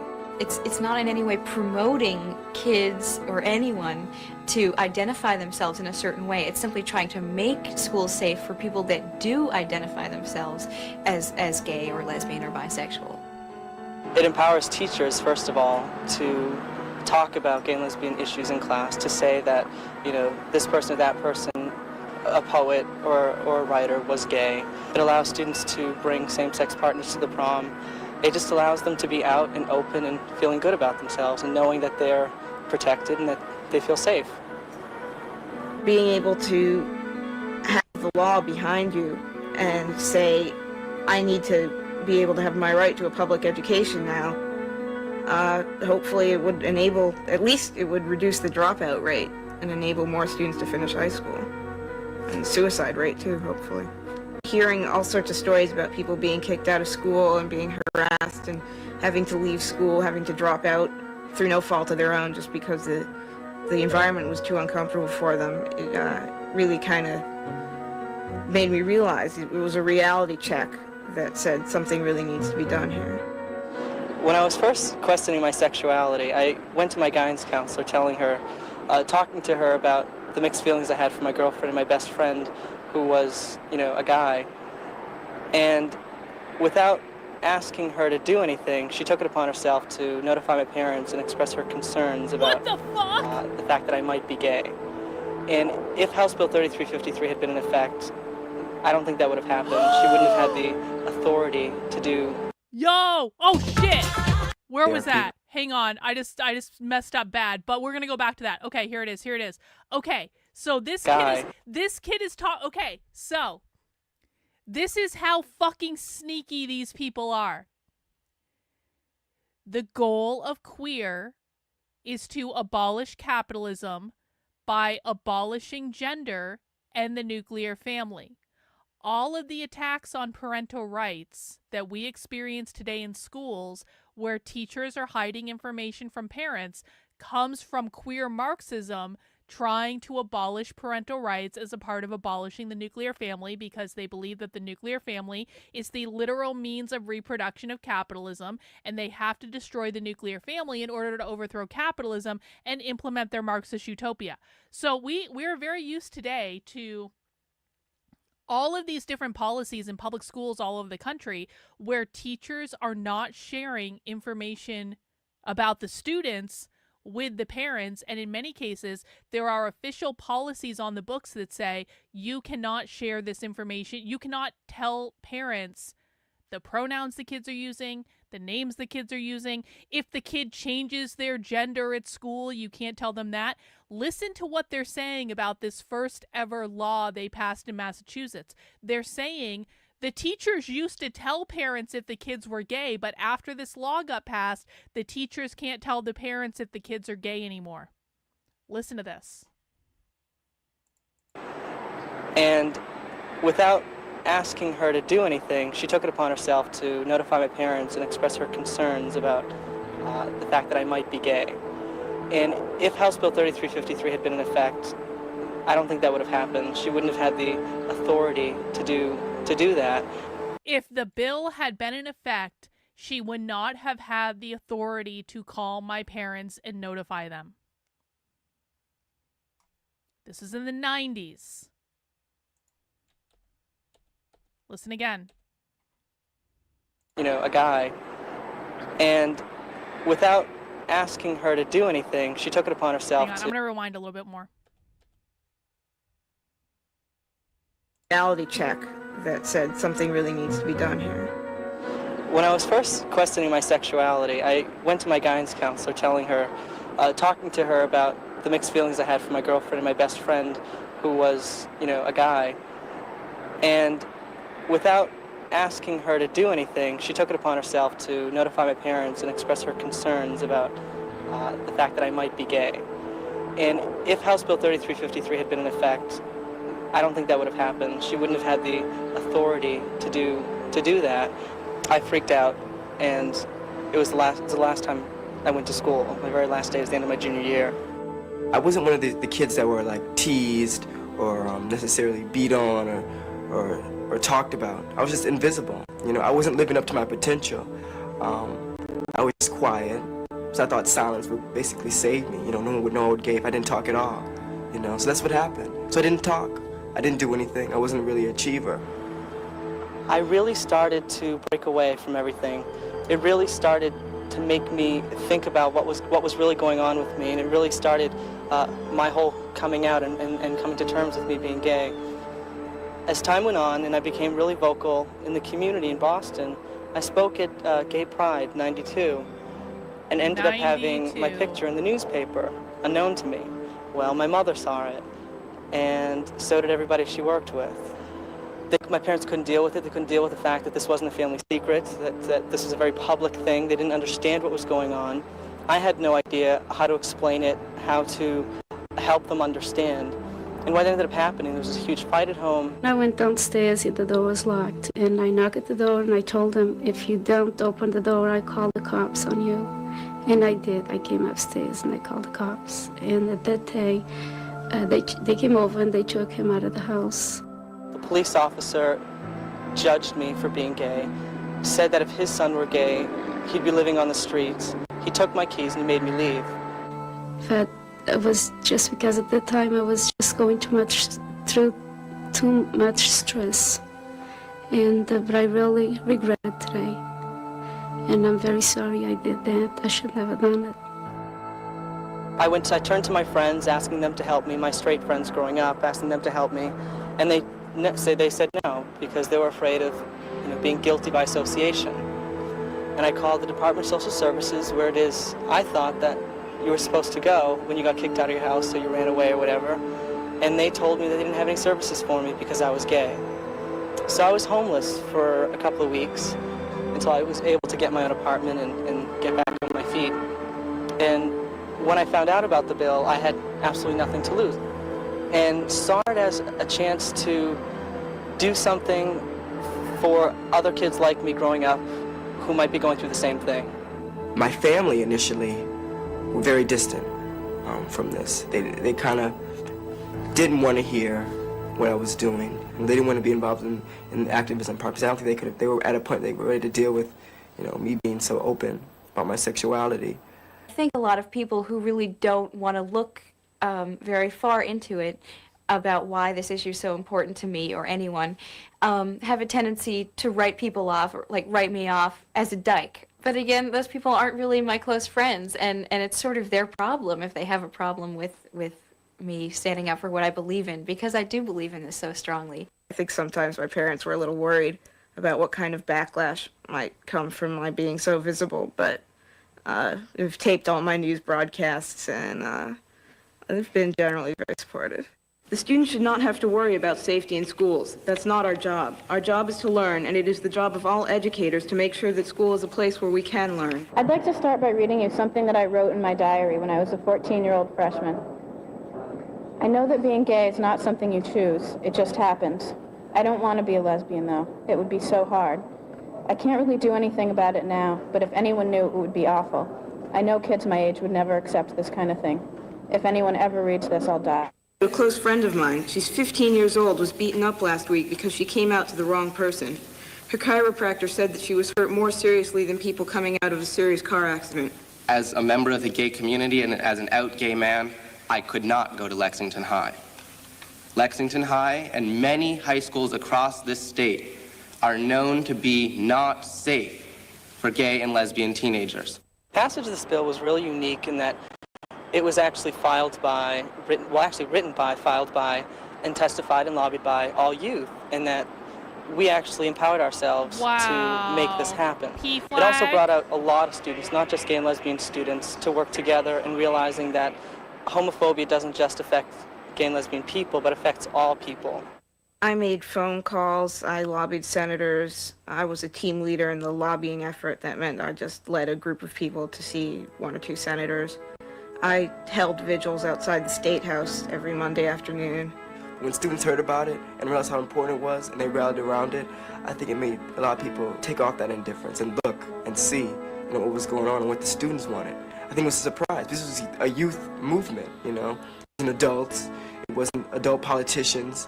It was youth saying, this is what we want, this is what we need. I did have some doubts about the bill being passed just because, well, even though there were so many people in favor of it and so many people doing so much to support it and promote it, there were a lot of people who were opposed to it. The arguments were the classic, they want special rights, it's not fair, Triangle shirt. Or we don't want gay children. I was flipping through my Twitter. I should have been paying attention. Hang on, we gotta look for the triangle shirt. Where was it? There it is! Look! It's the Capitol in a fucking upside down pink triangle. Bro. Rallied around it, I think it made a lot of people take off that indifference and look and see, what was going on and what the students wanted. I think it was a surprise. That was this the Gay a Straight youth Alliance movement, Yeah. It wasn't adults, Wow. it wasn't adult politicians. It was youth saying, this is what we want, this is what we need. I did have some doubts about the bill being passed just because, well, even though there were so many people in favor of it and so many people doing so much to support it and promote it, there were a lot of people who were opposed to it. The arguments were the classic, they want special rights, it's not fair, or we don't want gay children in our schools, or we don't have gay students in our schools. I think was a very common one. People just said, oh, we don't have that problem. We don't need to protect our gay students because they're simply not here, which of course is part of what contributes to the whole situation. You'd be surprised a lot of the gay youth who opposed this bill. I have a great deal of friends who were gay and said, well, this is ridiculous, this is not going to change anything. It's kind of a waste of time, so why even bother, It's part of growing up. I think that shows a lot of this internalized homophobia that a lot of these kids are dealing with. I think that the adult gay and lesbian community has been afraid to take on youth issues because of all the stereotypes and misconceptions that have been set for the gay community by the mainstream up until now. The whole myth that gay people are pedophiles. People are trying to break away from that. They were also trying to break away from the youth because they didn't want to be tagged on with those stereotypes and wanted to get things accomplished, but unfortunately forgot about where it came from and where this movement really came from, and it comes from growing up gay, growing up and feeling isolated, alone, and confused.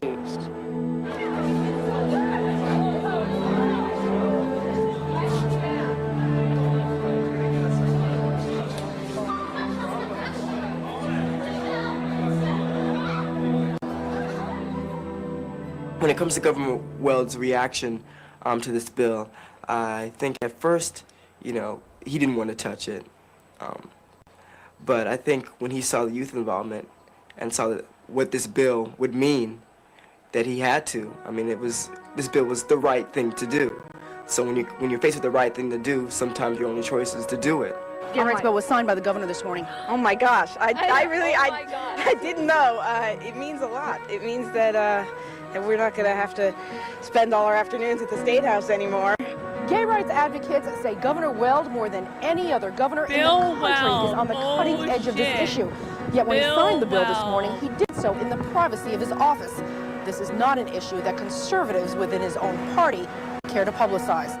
Well, it would mean that if it would not be appropriate for a school to deny admission to a gay student because of sexual orientation, or to deny a gay or lesbian student permission to participate on a sports team or to take an arts class. Very hard to argue with, in my opinion. I like to see this bill affect Remember, guys, issues Republican. around health. For people who don't remember, so Bill Weld, okay, I don't know that much about Bill Weld, other than I ran into Bill Weld and his wife one time when I was on a trip somewhere. It was like a business trip, and I was knitting, and Bill Weld's wife really liked my knitting, and that was pretty great. But Bill Weld was governor of Massachusetts, and he was a Republican, and this gay rights students bill was signed into law by a Republican. I just want everyone to think about that. Queer liberation proliferates under Republican leadership. The queer activism proliferated in the 1980s under Ronald Reagan and then under George H.W. Bush. It grew exponentially.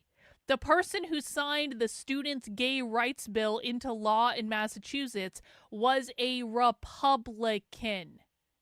I can't tell you how many Moms for Liberty candidates, Moms for Liberty endorsed candidates got onto school boards in recent years and almost immediately voted in favor of gender ideology. And it's all because they don't know what's going on, and they don't know the language, and they don't know what they're looking for. And so they are the ones that actually proliferate a lot of this stuff. Also, it's really good for activists to be in opposition to something. Activists can recruit more when they're in opposition to whoever's in power. And so that's another thing that they're going to use. And so for everyone who thinks that Donald Trump killed woke, or Donald Trump is going to get rid of woke in schools, bullshit. This stuff is going to proliferate under Donald Trump for the next several years. Important that we can't have a sex education program without homosexuality being discussed. You're talking about safe sex, and you're not going to talk. We can't have a sex education program without homosexuality being discussed. That's in the 90s, signed into law by a Republican governor. And then 30 years later, they're teaching kids about butt plugs in schools. Do you guys see how this works? Again? I think it's important that we can't have a sex education program without homosexuality being discussed. You're talking about safe sex, and you're not going to talk about, anal sex, oral sex. It's ridiculous because you're not ensuring the youth's health. So I think this bill will make it a little bit easier for teachers to discuss these issues accurately and appropriately. So that's what I hope this bill is going to do. I think this is incredibly amazing. A group of youth in the Boston area. No. This is why I am harping on the difference between normie gay rights activism and queer activism, which are two different things. If you are a retarded conservative and you think that gay just means being queer, then the slippery slope argument makes sense. This is not about the fucking slippery slope. These are two different groups. It is queer activists that were pushing this stuff in schools, not normie gay rights activists. The slippery slope analogy is wrong. Because in order for the slippery slope analogy to be correct, the assimilationist groups and the anti-assimilationist groups would have to be the same. These are two different groups. So no, this does not support a slippery slope argument at all. In fact, it actually does the opposite of that. You have to understand when you're looking at queer liberation versus when you're looking at assimilationist normie gay rights activists. It was not the assimilationist normie gay rights activists that were arguing to teach kids about anal sex and butt plugs in schools. It was the queer liberation activists. Again, another example of why conservatives don't know what the fuck is going on, because they never bothered to understand the enemy they claim to be fighting. And so they ended up doing... This is actually a perfect example. This is a perfect example of conservatives doing completely the wrong thing because they did not understand the enemy that they're fighting. Then they go around saying, oh, it's a slippery slope, guys. It's a slippery slope. But it was never a slippery slope. And treating it as though it was will not actually ever solve the problem. Just right here have changed the law, essentially. They have stood up for what they believe in, and there have been major legal, tangible changes made because of that. That's to me, crazy. that is so exciting, Flag. and I have major hope for what will happen in the future because of that.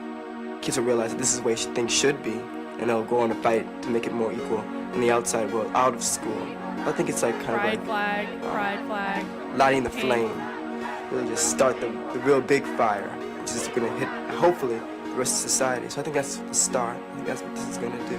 I'd at least like to see a world where gay and lesbian students could just go through high school just being students and not having to worry about their identity as gay or lesbian all the time, and not having to explain themselves to their friends, to their teachers, or to This be is faced queer with activism. things that they couldn't identify with all the time. You know, I'd like to see math word problems with same-sex couples in them. And it wouldn't be much, but it's amazing how much a little pronoun can do. It's amazing how much a little pronoun can do. In 1995, in high school, it's amazing how much a little pronoun can do.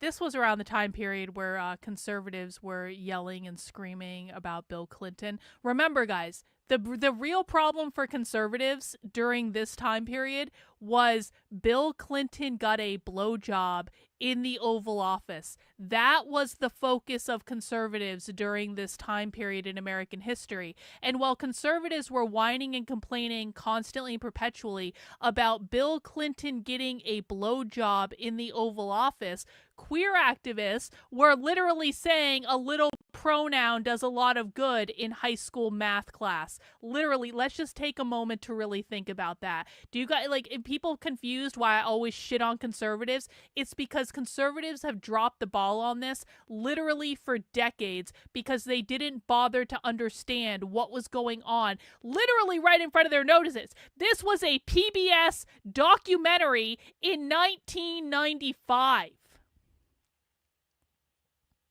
This was a government-funded documentary. Really think about this. This was funded by the Corporation for Public Broadcasting. The Corporation for Public Broadcasting, up until a couple weeks ago, was funded entirely by our tax dollars. This was a government-funded documentary in 1995, laying out every single thing that we have seen the ramifications of today. What do conservatives focus on? Bill Clinton getting a blowjob in the Oval Office.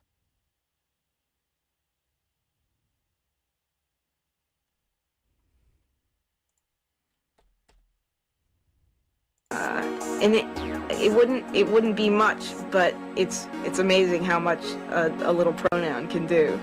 Uh-huh. We're free. We're queer as can be. We're young. We're free. We're queer. Pink triangle.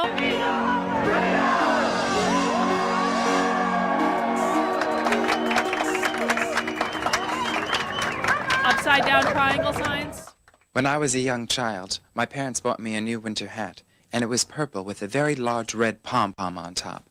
And I would wear this hat to school every day very proudly. But the other children would pull at the red pom-pom until they got the hat off my head, and they'd toss it around to each other trying to keep it away from me. And I'd walk home and I'd apologize to my hat. And this happened so often that eventually I stopped wearing my hat to school. And one day my mother said to me, "Why aren't you wearing your hat? It's cold outside." So I put it on, but I put it on inside out, so I had this big lump on top of my head. And my mother said, "Stop acting so silly. Why are you acting so silly?" And I broke down crying, and I ran into her arms, and I told her. And after she had assured herself that I had done all the proper things to stop the harassment, she said to me simply, "Come to the sewing room." And she took me down to her sewing room, and she handed me a handful of straight pins, and she instructed me to stick them through the pom-pom in all different directions. I couldn't wait to go to school the next day. And when I did, every kid that took a swipe at my red pom-pom got a handful of pins. They never touched my hat again.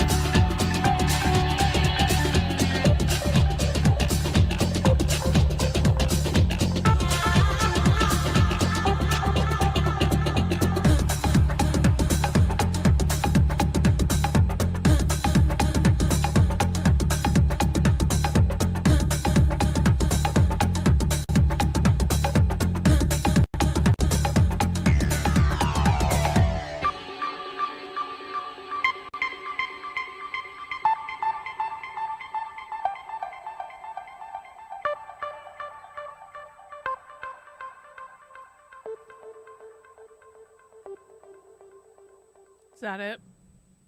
Is that the end of the documentary? That's it. All right, well, that was a thrilling experience to go through, watching that documentary from 1995.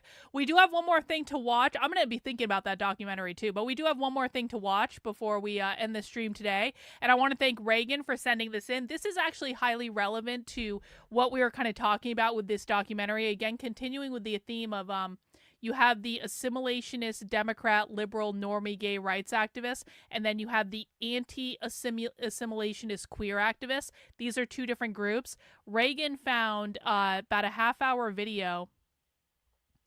Is this about a book? It's called Market This: Queer Radicals Respond to Gay Assimilation. Let me just make this bigger so I can actually read it. This is from 2003, the year I graduated from college. While global capitalism is the defining feature of our times, many engage in an anti-capitalist resistance. Market This is a timely documentary that explores the desire for radical politics and culture in gay, lesbian, bisexual, two-spirit, and transgender community. The documentary begins in 1999, the year I graduated from high school, after the Queer Eruption gathering in New York City. During workshops and caucuses, and through discussion and entertainment, participants come together to explore ways that this community can sustain and validate itself without supporting a system that exploits poor people, women, people of color, etc., etc., etc. So this is a documentary explicitly about the difference between the normie gay rights Democrats and liberals and the radical revolutionary queer Marxists. So let's give it a watch and let's see what happened. More 90s goodness.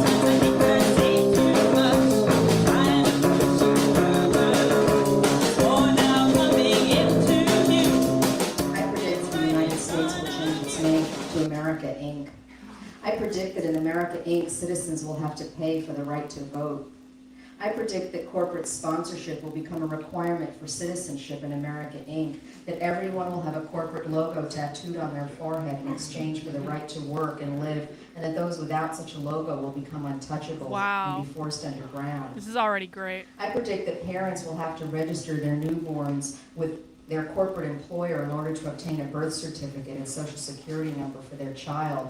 I predict that in exchange for citizenship in corporate America, each child will belong to its corporate sponsor, and that parents will then be seen as surrogate caregivers whose role it is to raise that child until the time comes to deliver it into the hands of its corporate sponsor. So it's always good to get, show businesses and corporate world that, the gay folks are, a buying power and a buying medium, and that it's good to be able to, look for them and make them as a, how can I say it, as, as players, I guess, on the business field, This is called rainbow capitalism, when gay people are exploited under capitalism. Commercialism is a horrible thing. Corporate culture is a disaster.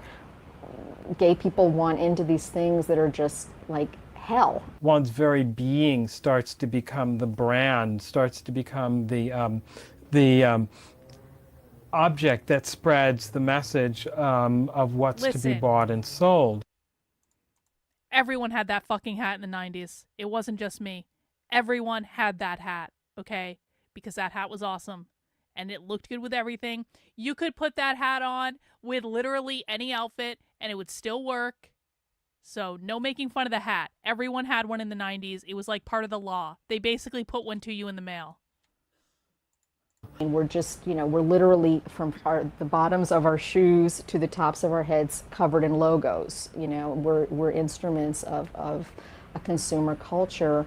It's the opiate. I mean, it's the ultimate sort of, it's a bait and switch. We can't adopt kids. We don't have good, protection in the workplace. We can go on and on with the list of all the ways in which our civil rights are virtually minimal. And yet people sit around feeling self-satisfied when, Melissa Etheridge publishes a dumb book. And you only need to go so far as to look at the incredible success of Will and Grace, which I think actually has done more to advance the cause of gay and lesbian rights and tolerance than probably just about anything else. I think the trick is to not be fooled, to think that that's the same thing as some kind of actual sense of social justice, or to think that that's actually what America at some real, deep level Social actually feels or justice? believes towards us. I mean, I think that's exactly it. It's that everyone's clamoring so hard for visibility and clamoring so hard for any gay Queer image, haircut. that the fact that these programs do all the same like hideous, stuff that all TV on all mainstream movies do Wait, in that's terms Dean of establishing Spade? body images and establishing. That's Dean Spade? Holy shit!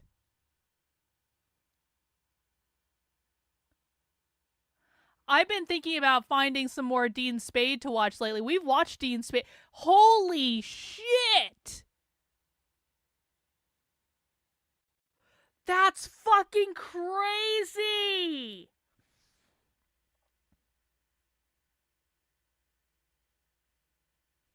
Wow! There's been a viral clip about Dean Spade recently. Dean Spade is now full-on trans activist, queer activist. They've written a whole bunch of socialist books. Holy shit! What a good find.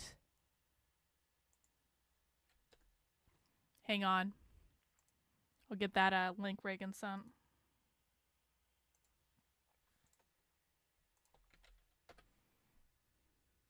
Yeah, go to the site.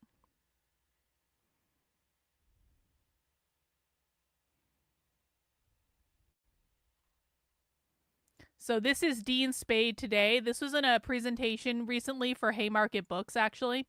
And actually, I think, didn't we watch this presentation? We definitely watched something with Dean Spade, but it might have been from the Fireside Co-op. Or Firestorm Co-op, the bookstore in North Carolina. So this is Dean Spade today. I mean, I wish everyone could have the experience that I've had. People who I hated and wanted to destroy 20 years ago in the movement now are like the only other person who still hates gay marriage. And they're like, oh, I love you. Remember remember the sweet times we lived before homo nationalism, whatever. Like it changes. It all arises and, So Dean Spade hated gay marriage back then, just like queer liberationists, because Dean Spade is an anti-assimilationist. And passes away. And what does it mean to really, I've been really just doing this lately. It's impersonal. It's imperfect. It's impermanent. Everything is impersonal. It's imperfect. It's impermanent. For me, that really helps me collect myself towards compassion for myself and others with like all of our many mistakes, I mean, I wish everyone could have the experience that I've had. This is crazy. And now here is Dean Spade back in the early 2000s. Or beliefs towards us. I mean, I think that's exactly it. It's that everyone's clamoring so hard for visibility and clamoring so hard for any gay image, that the fact that these programs do all the same like hideous, stuff that all TV on all mainstream movies do in terms of establishing body images and establishing consumer norms and product placement and, race stereotypes and gender stereotypes and gender normativity. All of that is like gender okay. normativity. Dean Spade was talking about gender normativity in the early 2000s when them was still a girl. This is wild. It's not often we see young activists back in kind of like the heyday where they learned all this shit. Wow. It really puts it in a new perspective, doesn't it? To see someone as an activist that we've watched on this channel before multiple times. And to go back, and this was what, 30 years ago? Almost, 25 years ago? That's crazy. As long as there's like a gay character in there. We don't have to have extremists. Hey, thanks, Andre, for the super chat. Thanks for making me laugh on the holy sheet. Yeah. Yeah, I have a weird accent. I have a Vermont accent mixed with a slightly Boston accent at times. Or radical positions or aggressions or statements that is no longer necessary.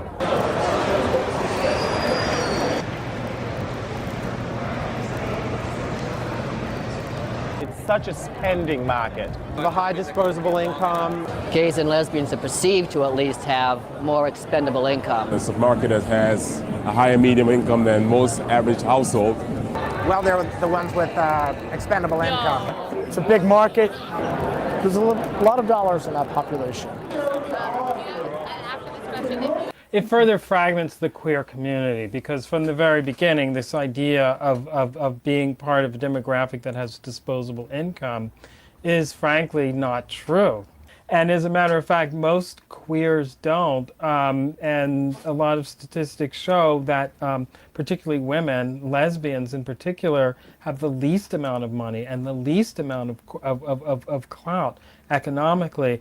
We'll accept,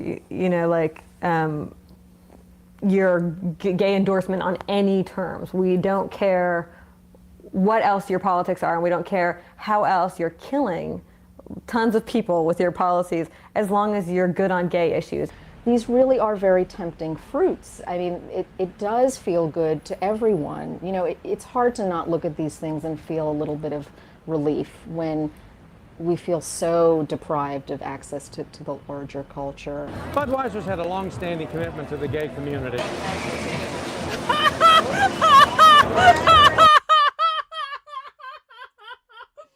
Budweiser's been sponsoring Pride at least since the early 2000s. This is wild, man. This is fucking wild. This is wild. Conservatives thought that they caught Budweiser with Dylan Mulvaney. No, Budweiser's been sponsoring this shit for fucking ever.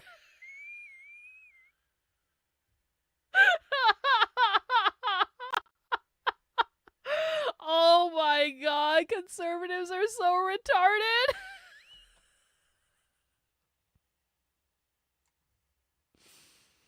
Man, hang on, I need to get a screenshot of this.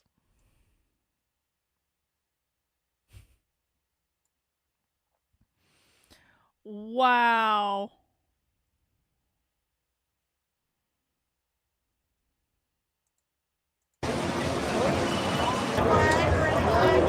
Conservatives, guys, like, let's just, like, wrap our heads around this.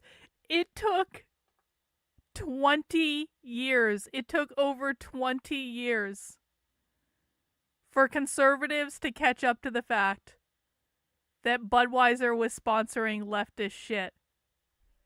And Budweiser would have continued to get away with it if not for Dylan Mulvaney being especially triggering. But, like, Dylan Mulvaney was not the start of the Budweiser woke shit. The and it probably started even before this. They were over 20 years behind. We are so fucked. We are so fucked. It's not even funny. Oh my god.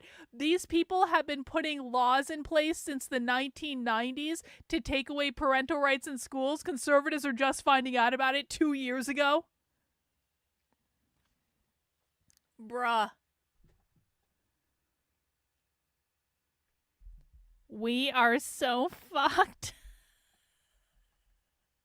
It is, you know what? It is hilarious. It is hilarious and it's also sad, but it's also hilarious, but it's also really sad.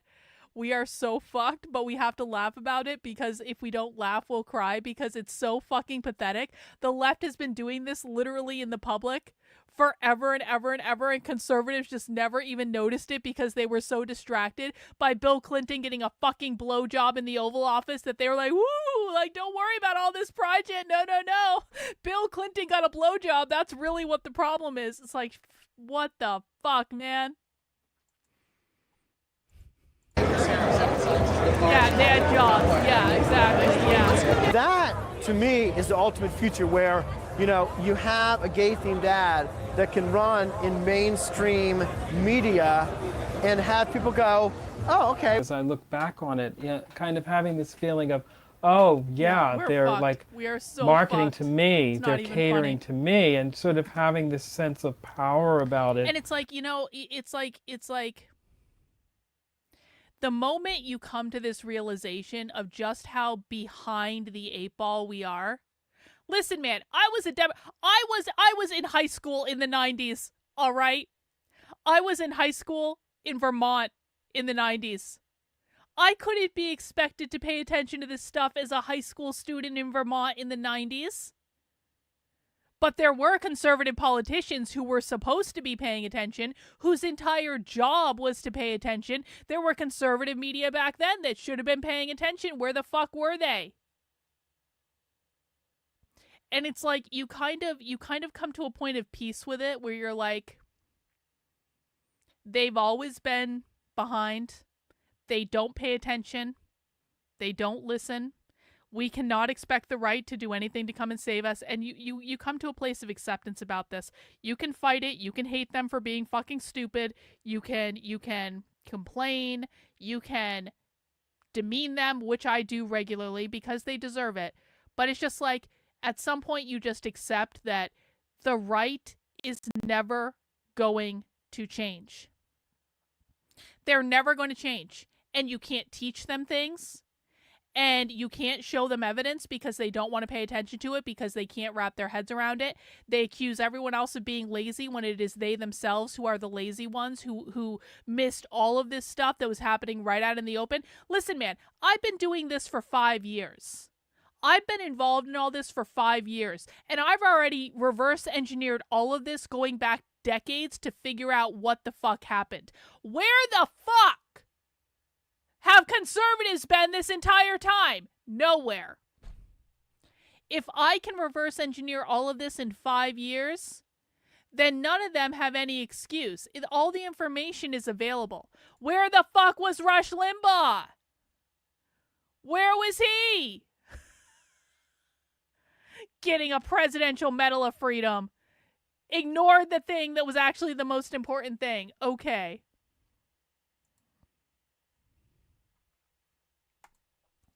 I've come to peace with the right pushing us off a cliff while the left pulls us along. Yeah. Ain't that the truth? The left will win because the right allowed them. The left will win because of the right.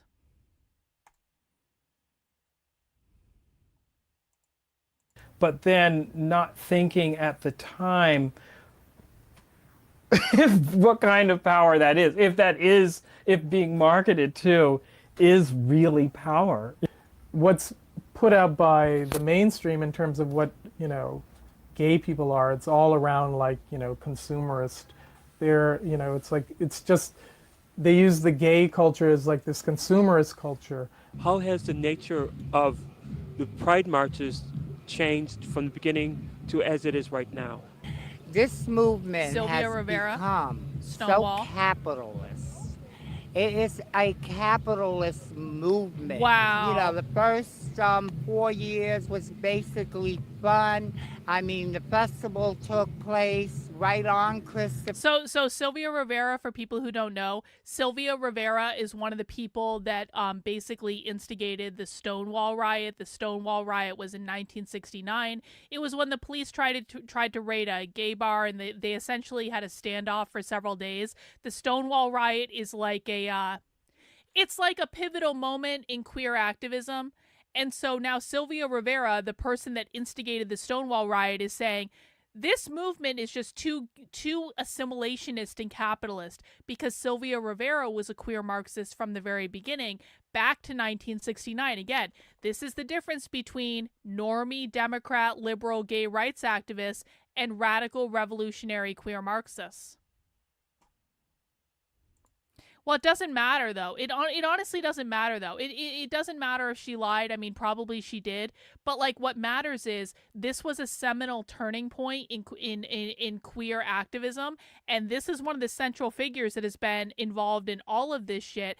And this is this person in, like, what, the 90s or the 2000s saying, this whole movement is just a little bit too capitalist. Because by this point, the assimilationists largely were winning the fight.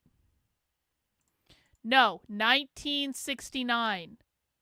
Sylvia Rivera was involved in Stonewall. 1969. Movement. You know, the first 4 years was basically fun. I mean, the festival I think it took was New place right on Christopher Street, and everything was Look at that moderately outfit. priced. Wow. I didn't believe that I would have to sit here 32 years later and basically bitch about the fact that they have become so capitalist. Wow. Yeah, gay pride really is, you know, not what I need. It really is like sort of consumerist and racist and just not the politics that really feeds my life. This is no longer my pride. I gave them their pride, but they have not given me mine. I think that there definitely is, a difference between someone who's coming from a queer radical perspective and another queer person who isn't necessarily coming from a very progressive or radical perspective. I think on the one hand, you have a group of people who are saying, we're interested in the transformation of society to rid society of inequity, be it about Kazmar! Thank you, Kazmar. What a generous super chat. Everyone give a round of applause to Kazmar. Thank you very much for watching with us. This is absolutely this is fascinating, and I appreciate you being here. I appreciate everyone being here. Let's go. But, like, this is crazy. They were just talking about inequity. I thought the term equity didn't come up for at least another 10 years. Holy shit. Yeah, the transformation of this was back in the early 2000s. The transformation of society, that means overthrowing capitalism. Equity is another term for Marxism. Holy shit. Reagan, this is like one of your best finds ever. Listen again. You have a group of people who are saying, we're interested in the transformation of society to rid society of inequity, be it about race or be it. We were interested in the NEA. Oh, that's the National Endowment for the Arts. That's not the NEA Teachers Union. We were interested in the transformation of society to rid society of inequity. They're literally calling for the overthrow of the government. Everyone understands that, right? The transformation of society to rid society of inequity is calling for the overthrow of the capitalist U.S. government. Bro, I know you think you know what you're talking about, but you have no fucking clue what you're talking about. You need to listen. Listen again. A group of people who are saying, we're interested in the transformation of society to rid society of inequity, be it about race or be it about sexuality or what have you. And on the other hand, with, say, non-radical people, non-radical queer people, you might say that that they might be, fighting for a piece of the pie, fighting against job discrimination, but not necessarily fighting against, capitalism in general. Yo!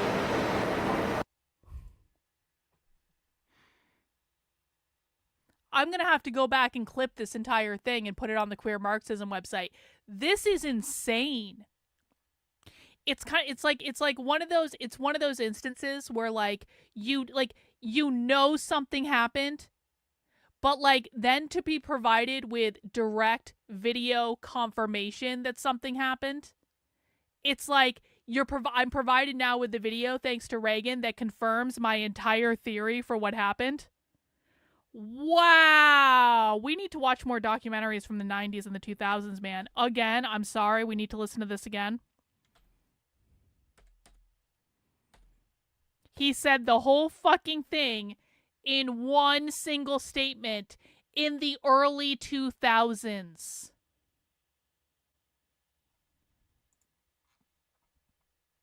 Necessarily coming from a very progressive or radical perspective. I think on the one hand, you have a group of people who are saying, we're interested in the transformation of society to rid society of inequity, be it about race or be it about sexuality or what have you. And on the other hand, with, say, non-radical people, non-radical queer people, you might say that that they might be, fighting for a piece of the pie, fighting against job discrimination, but not necessarily fighting against, capitalism in general. Wow. Wait, what did that say? Hang on.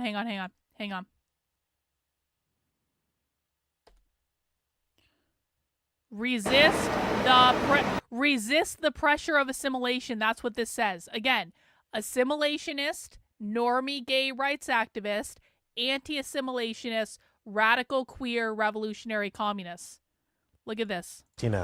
Capitalism in general. Resist the pressure of assimilation. In response to the capitalist, anti-political climate of contemporary gay, lesbian, and bi culture, Queer Eruption, radical queer, I don't know what that word is, was organized in 1990 in New York City. A group of 20 to 30 volunteer organizers met weekly during the spring and summer to plan the event, which took place on. So I bet you a lot of this stuff was filmed in the late 90s. Wow, this is wild.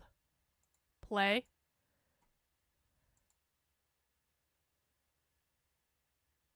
We started meeting, I believe the first meeting was in July, but I could be wrong. Because thinking back, that seems very late to have a first meeting for an October gathering, but most meetings were between 30 and 50 people with one facilitator. We rotated facilitation. But the agenda was largely set every meeting so that people would go around and tell the facilitator what they wanted to talk about or what they wanted to be on the agenda. We took notes. We made notes available via email after the meetings. There was a listserv that was started. We probably had, I don't remember, 10 or 15 committees, from food to housing to entertainment to outreach. And so we would go around and every committee would check in. There would usually be someone there from every committee. Hang on. Approximately 350 people, both Americans and internationals, attended the event, which included workshops, demos, arts, and entertainment, as well as free food and housing. Queer Eruption was intended to be the opportunity for radical queers, that means revolutionary, to share their skills and talents, get to know each other, and start to build a network of people with anti-capitalist interests and concerns.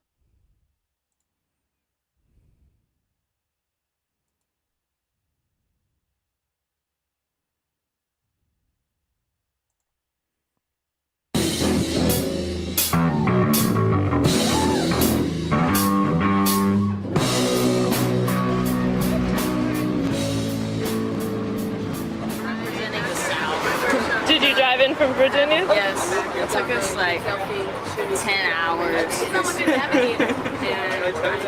because we had some problems, but it was a good time. We made it. Well, we barely got here this morning, but it's pretty cool so far. I don't know. So many people have come so far and wanting to come early and help out and pitch in. Happy to see like an agenda for a queer event this radical that incorporated other issues besides identity politics. I'm particularly interested in in integrating queer politics with radical politics. Bro. And so in order to be become more efficient at being an anti-racist, anti-capitalist, feminist, queer activist. What the fuck?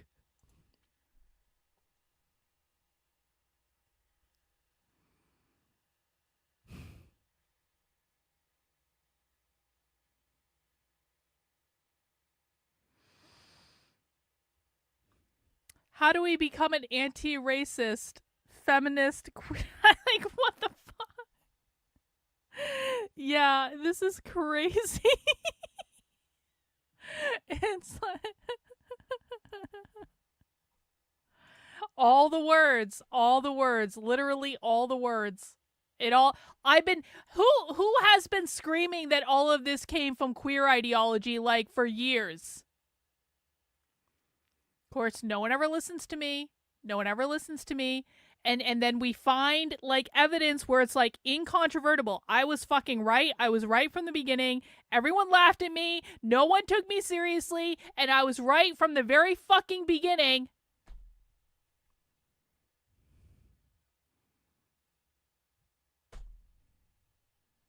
I was right. I was right from the start. No one will ever acknowledge it. And so, in order to be like, become more efficient at being like an anti-racist, anti-capitalist, feminist, queer activist, so it's good to be here in that respect. And for me, one of the things that started me off in my path as a revolutionary was being a lesbian and being oppressed because of that, and being fucked over because of that, and hating injustice because I hated what was done to me, and then I could understand, you know, how what was done to other oppressed people was unjust. Class struggle feminism is a totally different thing. It's not about getting Anarcho-feminism workshop. the power to have power over people. It's about making everybody equal. Some people go to school and read What? books. They read books without going to school. What's that? Zines workshop? A zines workshop? You don't say. A zines workshop? Wow. Has anyone else figured out the zines thing, by the way? Am I still literally the only one to this day that's talking about the fucking zines thing? No one else has figured this out that hasn't talked to me. Wow. And then, like, it's nice to see those ideas recycled in zines or in song lyrics or something, because, you know, not everybody gets around to reading those books. Skill sharing workshops is like the biggest thing that I think really needs to go on everywhere. Learning how to do stuff yourself and being able to like get outside the capitalist world. Get outside the capitalist world. Fly down. I think it's a very important part. The documentation of all the work that went into queer. Get out. All the background work that goes into.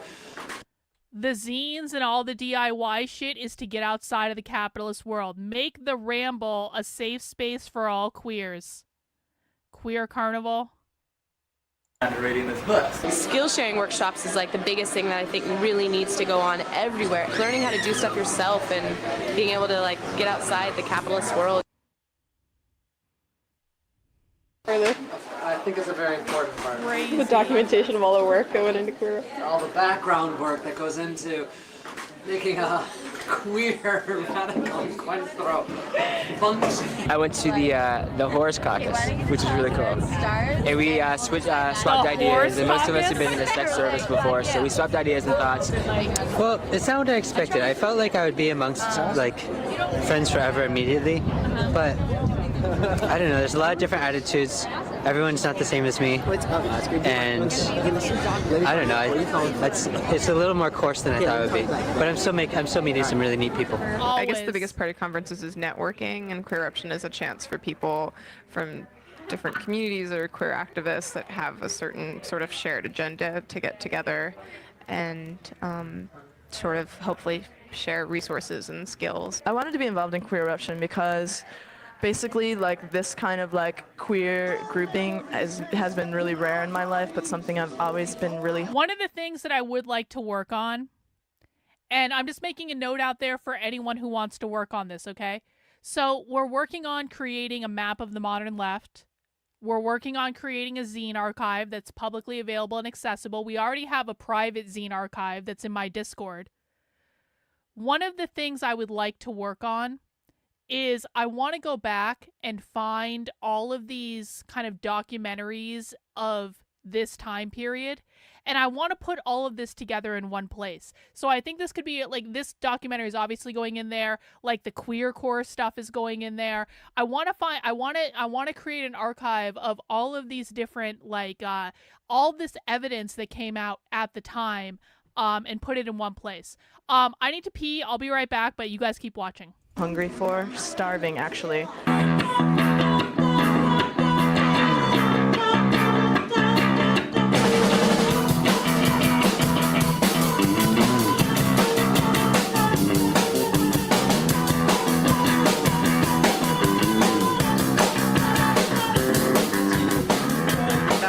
been doing queer conferences since I was 15, and doing workshops at them and being really involved, but it was very much a different kind of queer scene. It was like way more the like, we want to just mainstream, we all want to wear Gap, we all want to like just get in there and be like American. Because there's too much in queer culture, like this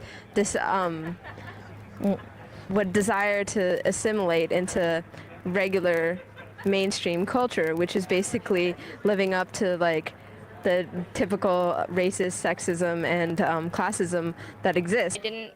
Couldn't connect to gay culture that I had seen in other places, and so I was just like, I can't relate to you. What just happened? What did I just miss? I see Sam saying, whoa. They're talking about punk, aren't they? They're fucking talking about punk, aren't they? Yeah, I know Xander, actually. They're fucking talking about punk, aren't they? Sorry, I need to rewind. I think we're going to watch the Queer Core documentary for Socialism Saturday for people who haven't seen it or maybe want to see it again. Life, but something I've always been really hungry for, starving actually.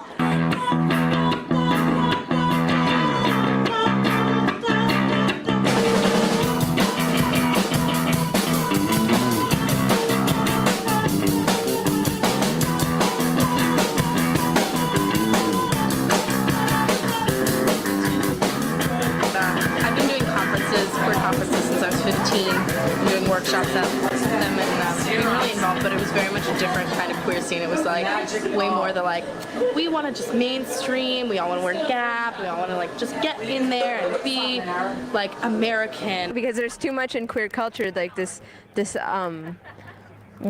what desire to assimilate into regular mainstream culture, which is basically living up to like the typical racist sexism and classism that exists. Couldn't connect to gay culture that I had seen in other places, and so I was just like, I can't relate to you, I can't be in your community, and so it's exciting to me when I feel like I can relate to people. Yes, actually, the Queer Core documentary has a lot of Bruce LaBruce stuff in it. Were you around, Kev, when we watched the Queer Core documentary the first time? There's a fuck ton of Bruce LaBruce stuff in that. Well, they were so open because there was no reason for them not to be. We need to go back and find all this stuff like this that was produced in the 90s and the 2000s. History will look upon conservatives and judge them for being weak men that resulted in bad times. Yeah, real. And that my like internal identity can like find other people. Yo! My internal identity. Just because they're like girls that sleep with girls or like girls that date girls, that doesn't mean that they're like my people, because they're like fucking conservative and like middle class and all this shit, and I'm like that. Just because they're gay doesn't mean they're my people, because they're conservative and middle class. Gay and queer were not the same thing.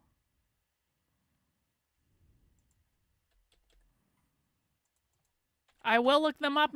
This is actually another thing I want to do. I want to create it. Like, this is part of the Mapping the Modern Left project, so I made a note of that. Thank you. I will definitely look them up. Listen.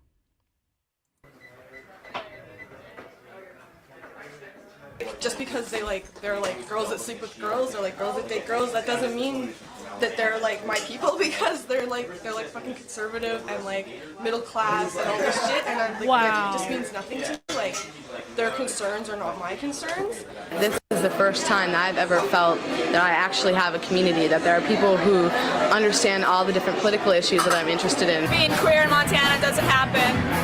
It's not a way of life. Everything that I learned here, I would spread it out to the people there. Domestic violence workshop that they called yesterday on top of the roof was super awesome. The workshop that I'm really excited about is the People of Color Caucus, just to have a chance, because there's all those different levels of alienation that happen of like not feeling part of the queer or like mainstream gay community, but also having some sense of not fitting into, you know, like being a like people of color communities that, you know, that we're from. I'm looking for many workshops on trans inclusion. And what? Trans inclusion. Trans inclusion. This is I like the the late Camp 90s, Trans guys. workshop a lot, because I felt like we were doing something there. We were moving towards like a goal and maybe arguing a bit on the way. I want to go to Ruckus, the queer self-defense one. They were having a queer self-defense workshop in the late fucking 90s?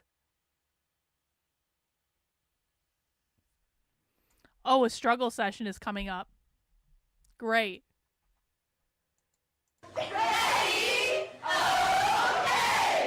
I never got to be a cheerleader because in my school, fat girls weren't allowed to be cheerleaders. But I like this because you get to say dirty Fat things. positivity. Yeah. Yo! To fill up your bicycle tire dildo, right? The black stuff is the inner tube. They're making a bicycle tire dildo. Did you guys hear that?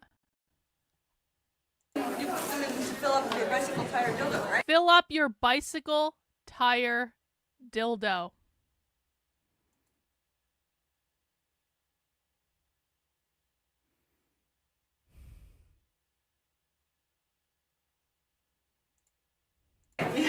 The black stuff is the inner tube from a bike. And I cut it open, wrapped it around. And some orange, what is this, electrical tape? How long did it take you to make that? 20 minutes. But why? Why, though? There were sex stores in the 90s, you could have just bought one. Baby God, sanctified woman, and I swear I'm saved by what you did to me. And God smiled down, it's a blessing to you. And all the good things, when the good things, what you see, come on now, testify. I'm Ben from New York, don't know enough public sex scenes at all. We can talk about, well, if I have the money and they're more expensive, I can make an informed choice. If I can afford these, then I'm helping women's businesses, and that's another sort of political, economic statement I could be making. I was involved with Queer Eruption in London, in Brixton, and so I had some idea that it was going to be a queer anarchist sort of radical space to explore lots of different issues, and there would be room to kind of develop it as it went along and suggest debates and stuff. I really can appreciate the kind of social analysis and social criticism that's going on because it's kind of like understood that we're anti-capitalistic, which is something you kind of have to prove or tell other people about when you're doing queer activism. I want to radicalize, I want to agree. This is like, this entire thing is like one long set of clips. I have to make clips of all of this and put them in a presentation. When you're a queer activist, you have to prove that you're anti-capitalist. Oh, yeah? Oh, you don't say. Because it's kind of like understood that we're anti-capitalistic, which is something you kind of have to prove or tell other people about when you're doing queer activism. I want to radicalize, I want to free up, I want to like let loose and allow anarchy to reign, which is not chaos. It's just like the freedom to be able to intermingle and mingle and change things that allows people to participate more and change the mind and learn from each other and change the patterns as we see fit, not just I see fit or they see fit. You know, revolution, the big R word, I believe happens through the process of something. What? Not necessarily the end product. Radicalism is that process of living your revolution every day. Living your revolution every day. Radicalism is living the revolution every day. Oh, Matilda. This definitely looks like a Matilda, huh? I think the action tomorrow night, the Take Back Central Park action, will go really well. And I'm excited about that. We're here, we're queer, we're taking back the park. We're here, we're queer, we're taking back the park. What cops would say is that they're stopping illegal activities like cruising and like prostitution. But what's clear from these instances is that queers are being arrested simply for being queer. And so this action, the Take Back Central Park action, is to create a safe space for all queers to flame, be loud, have fun, and to show the real danger in the park, which is not cruising queers, but racist, homophobic cops. Yeah, exactly. Racist, homophobic cops.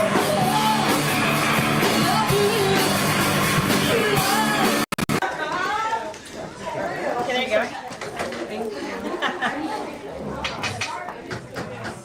I guess in general, I just wanted to see like what was going on with like radical queer activism to see how inclusive it was of all different people and different generations and different ideas. I don't see a lot of people of color represented here, and I don't see on the workshops and stuff, I don't see a lot of people of color centered workshops, and I think that the anti-racist workshop is a good one, but I would have liked to see more discussion over the entire weekend. A really essential lacking of this radical conference is that race has not been one of the essential categories in everything we're talking about. Wow. It has been marginalized. And so Yeah. how can we have a radical queer politic if we are ignoring this major aspect of every interaction we have in the society?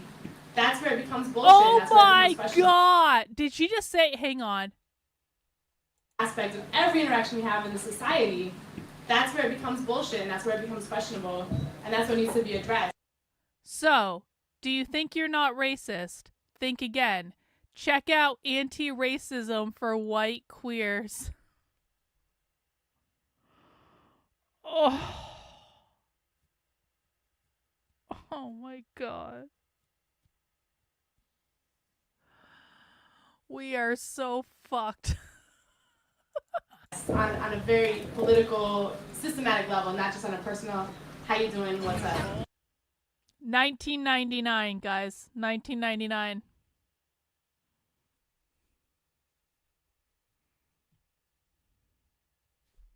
Here's the struggle session. The result of the People of Color Caucus was a direct action. The direct action included the posting of signs, critiquing the lack of racial diversity at the gatherings, and urging participants and organizers to be held accountable. A walkout by many of the people from the caucus occurred shortly after the posting of the signs. They were struggle sessioning each other to be more anti-racist in the 90s.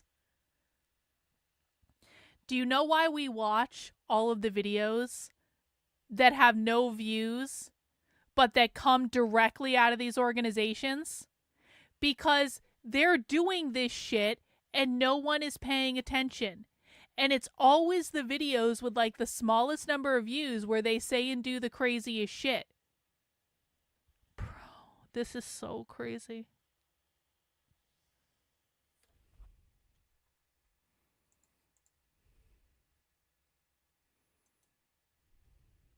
Literal hidden gems. They were doing it in the open all along and no one bothered to watch it. Is that we have to be like, why is it that we walk into this conference and we're all like, oh shit, everyone's white here, but like, why don't they walk in and say the same oh shit, everyone looks like me and is white here? If you're gonna advertise fucking queer of color, like, fuck, don't Hang do on. that. Like, Hang on. What did that actually don't, say? like, Hang bring on. us Where's to my all- mouse? Where's my mouse? Disappeared. What did that actually say? Say, oh shit, everyone looks like me and is white here. If you're gonna advertise. Are you sick of assimilationist, ding ding ding, racist, white, centered consumerist, tranny-fearing, apolitical, because queer is a political ideology, sex-closeted, war-supporting, corporate-worshipping, Bud Light? Bud Light was literally called out on the fucking flyer!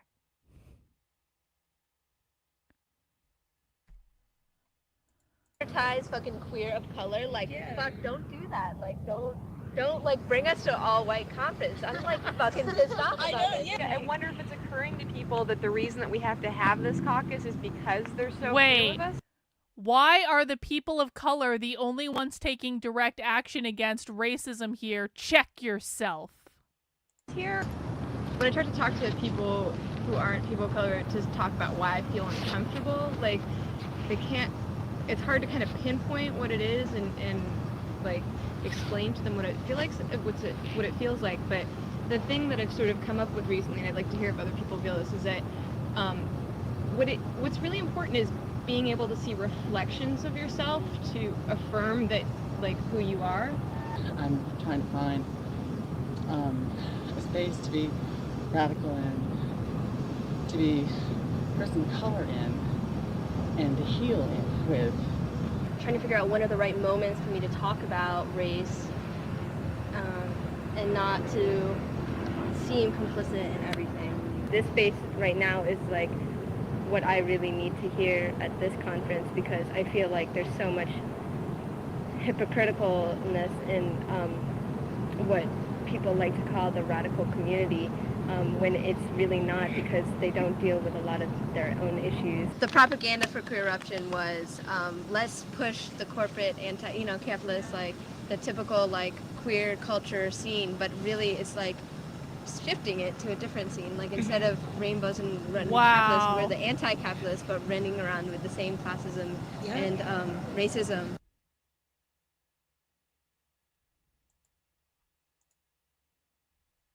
If you don't have things that people of color want to talk about, and if you don't have organizers from the beginning who are people of color, then why the fuck would non-white people want to come to these things, and like you're not like addressing any issues that we want to talk about? Well, I think that that's one of the issues, not having enough workshops on, people of color issues. I think, however, like the main problem is not incorporating the separate dynamics that would happen if color was involved.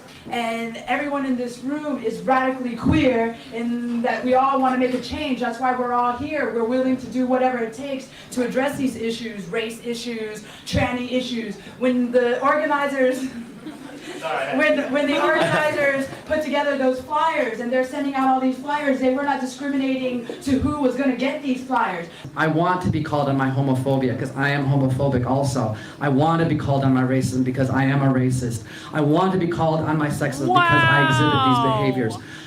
I'm working through shit. We all are. We are all in this process. This is a really big fucked up world. We are all coming here to begin to address it all. And for me, like, I don't care if those issues are raised again and again, because for me, queer eruption isn't about one weekend where people come, everything is fabulous and fine, and no, hang on, it's not a joke. The minute people walk into the door, everything is organized and perfect. Queer eruption is a start. It's not about this weekend being perfect. It's about building something. It's about creating something. Issues concerning diversity have not been uncommon within activism in the radical community. However, it does not mean they should be overlooked. By examining past mistakes, we can create better strategies for future activism. As inspiration and a learning tool, Queer Eruption is part of a growing movement of radical queer activists committed to challenging the issues of our community and our world. I think that a starting point for activists has to be like an examination of their own privilege, of our own privilege. In terms of specific groups, that doesn't necessarily mean that, that white queer radicals are always going to get it concerning racism. Because if you're part of a community that's so insular as to be separate from other people of color, as to be separate from, say, activists of queer activists of color, then you're also becoming separate from a wealth of experience and a wealth of knowledge about strategies to combat racism and about experiences involving racism. So that definitely has a negative impact there. So I think you certainly have the vision in mind of, of a transformed society, but not necessarily the connection with other people. These are the same issue. This is, these things happen simultaneously to our bodies, police brutality, racism, transphobia, poverty, all of these issues should be essential to a gay identity and to a gay activism, not something that you have to put aside in order to go out and do gay activism that's based on the experiences. Hello, Bashback.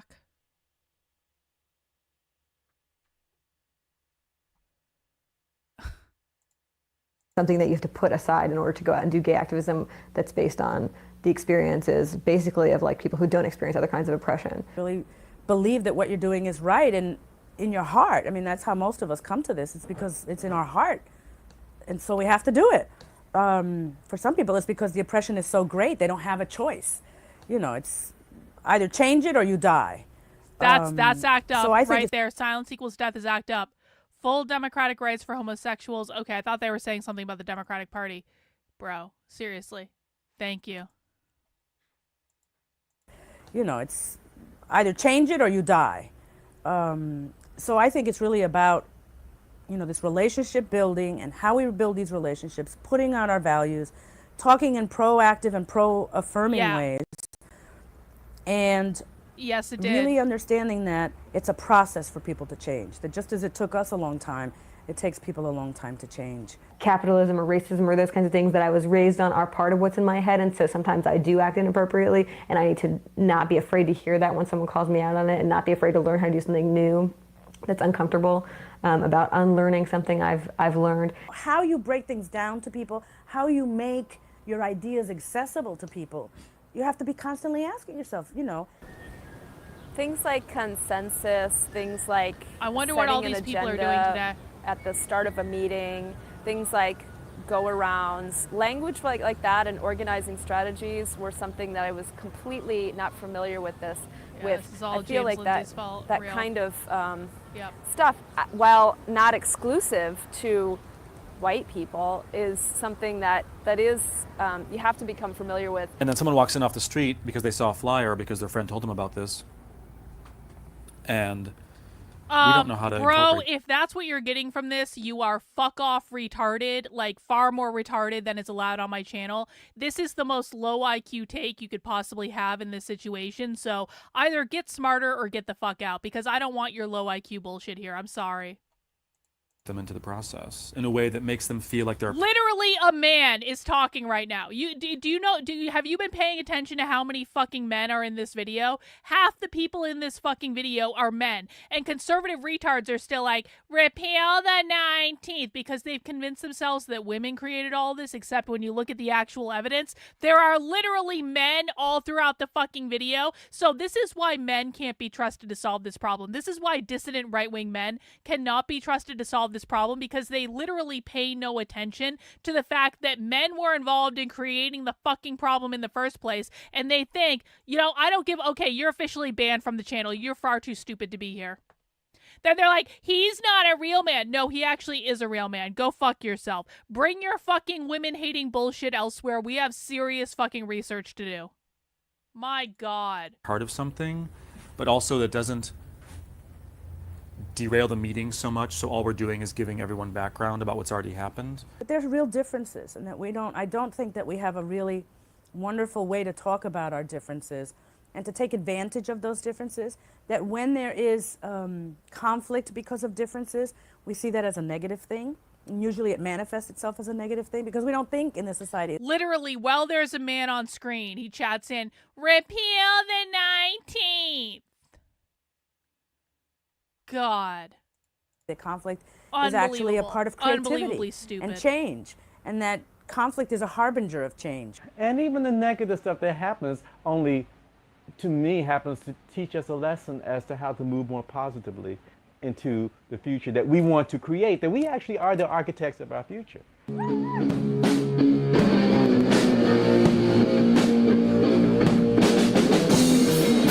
Yeah, we'll ban you, bye. Like another guy chatted in, it's totally women. Okay, ban me if you want. Okay, bye, go away. Far too stupid to be here. If your explanation for this is, it's women, do you want to know what, bro? Do you want to know what? Guess what? Queer Marxism was started by men in the Mattachine Society. Guess what, conservative fucking retards? Queer Marxism was started by 5 fucking men in the Mattachine Society in the 1950s. Repeal the 19th. Guess what? It still would have happened because it was started by men, you fucking retards. Just like, guess what? Who created communism? Does anyone want to remind me? Was it men who created communism, or was it women who created communism? Was it men or women? It was men. Men created communism. Men created queer Marxism. Most of the people involved in that, well, not maybe most, half of the people involved in that video were fucking men. What is the answer to this from dissident right-wing retards? Repeal the 19th. Yeah, go fuck yourselves. You're not smart enough to be here. Go somewhere else. My God, no wonder we are in this mess. Because the only solution that is being offered has literally nothing to do with the fucking problem. The dissident right-wingers don't fucking get it because they're too interested in hating women.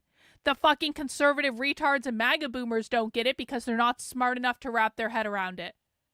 The only people offering solutions have no fucking clue what's even going on. This is why we are fucked. This is why we are completely fucked.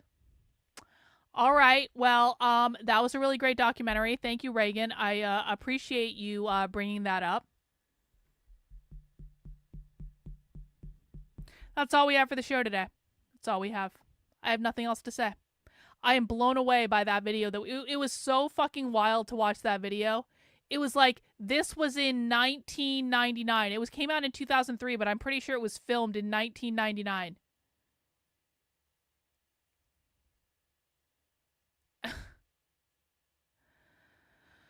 All right. Well, I'm going to go take a break. I'm coming back in about an hour. In about an hour, I'm going to go live with Jennifer. We're going to talk about the Younger Dryas, which was a big-ass comet that created a flood. And, yeah, we're going to do that in about an hour. I have nothing else to say for today. If you don't want to come back and watch the Younger Dryas with us later tonight, then you can come back tomorrow at 5 p.m. And we'll be talking about, yeah, the retards had to show up at the end of the stream. They had to fucking ruin it. Like, every time. Every time.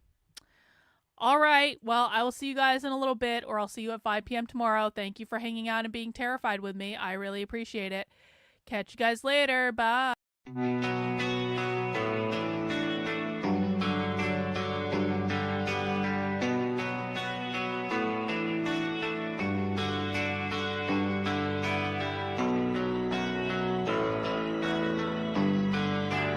How are you feeling? How long have you been here? 3 months, May 17th. And what brought you here? That's difficult to answer.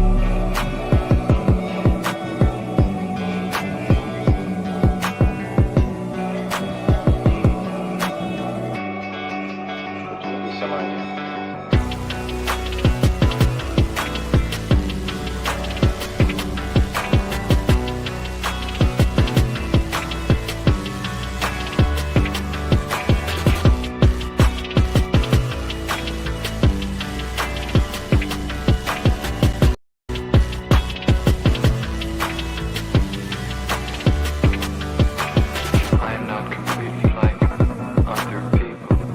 What do you mean by that?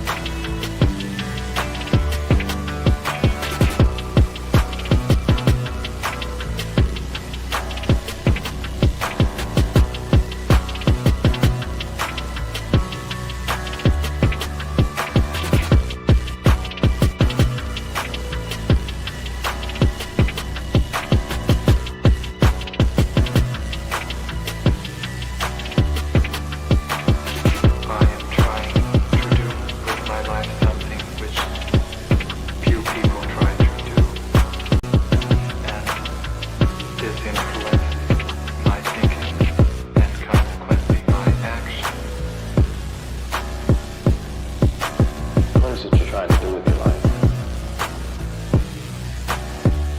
Play the piano for the people. I'm not clear. How is it that playing the piano for people has eventually resulted in your being here in the hospital?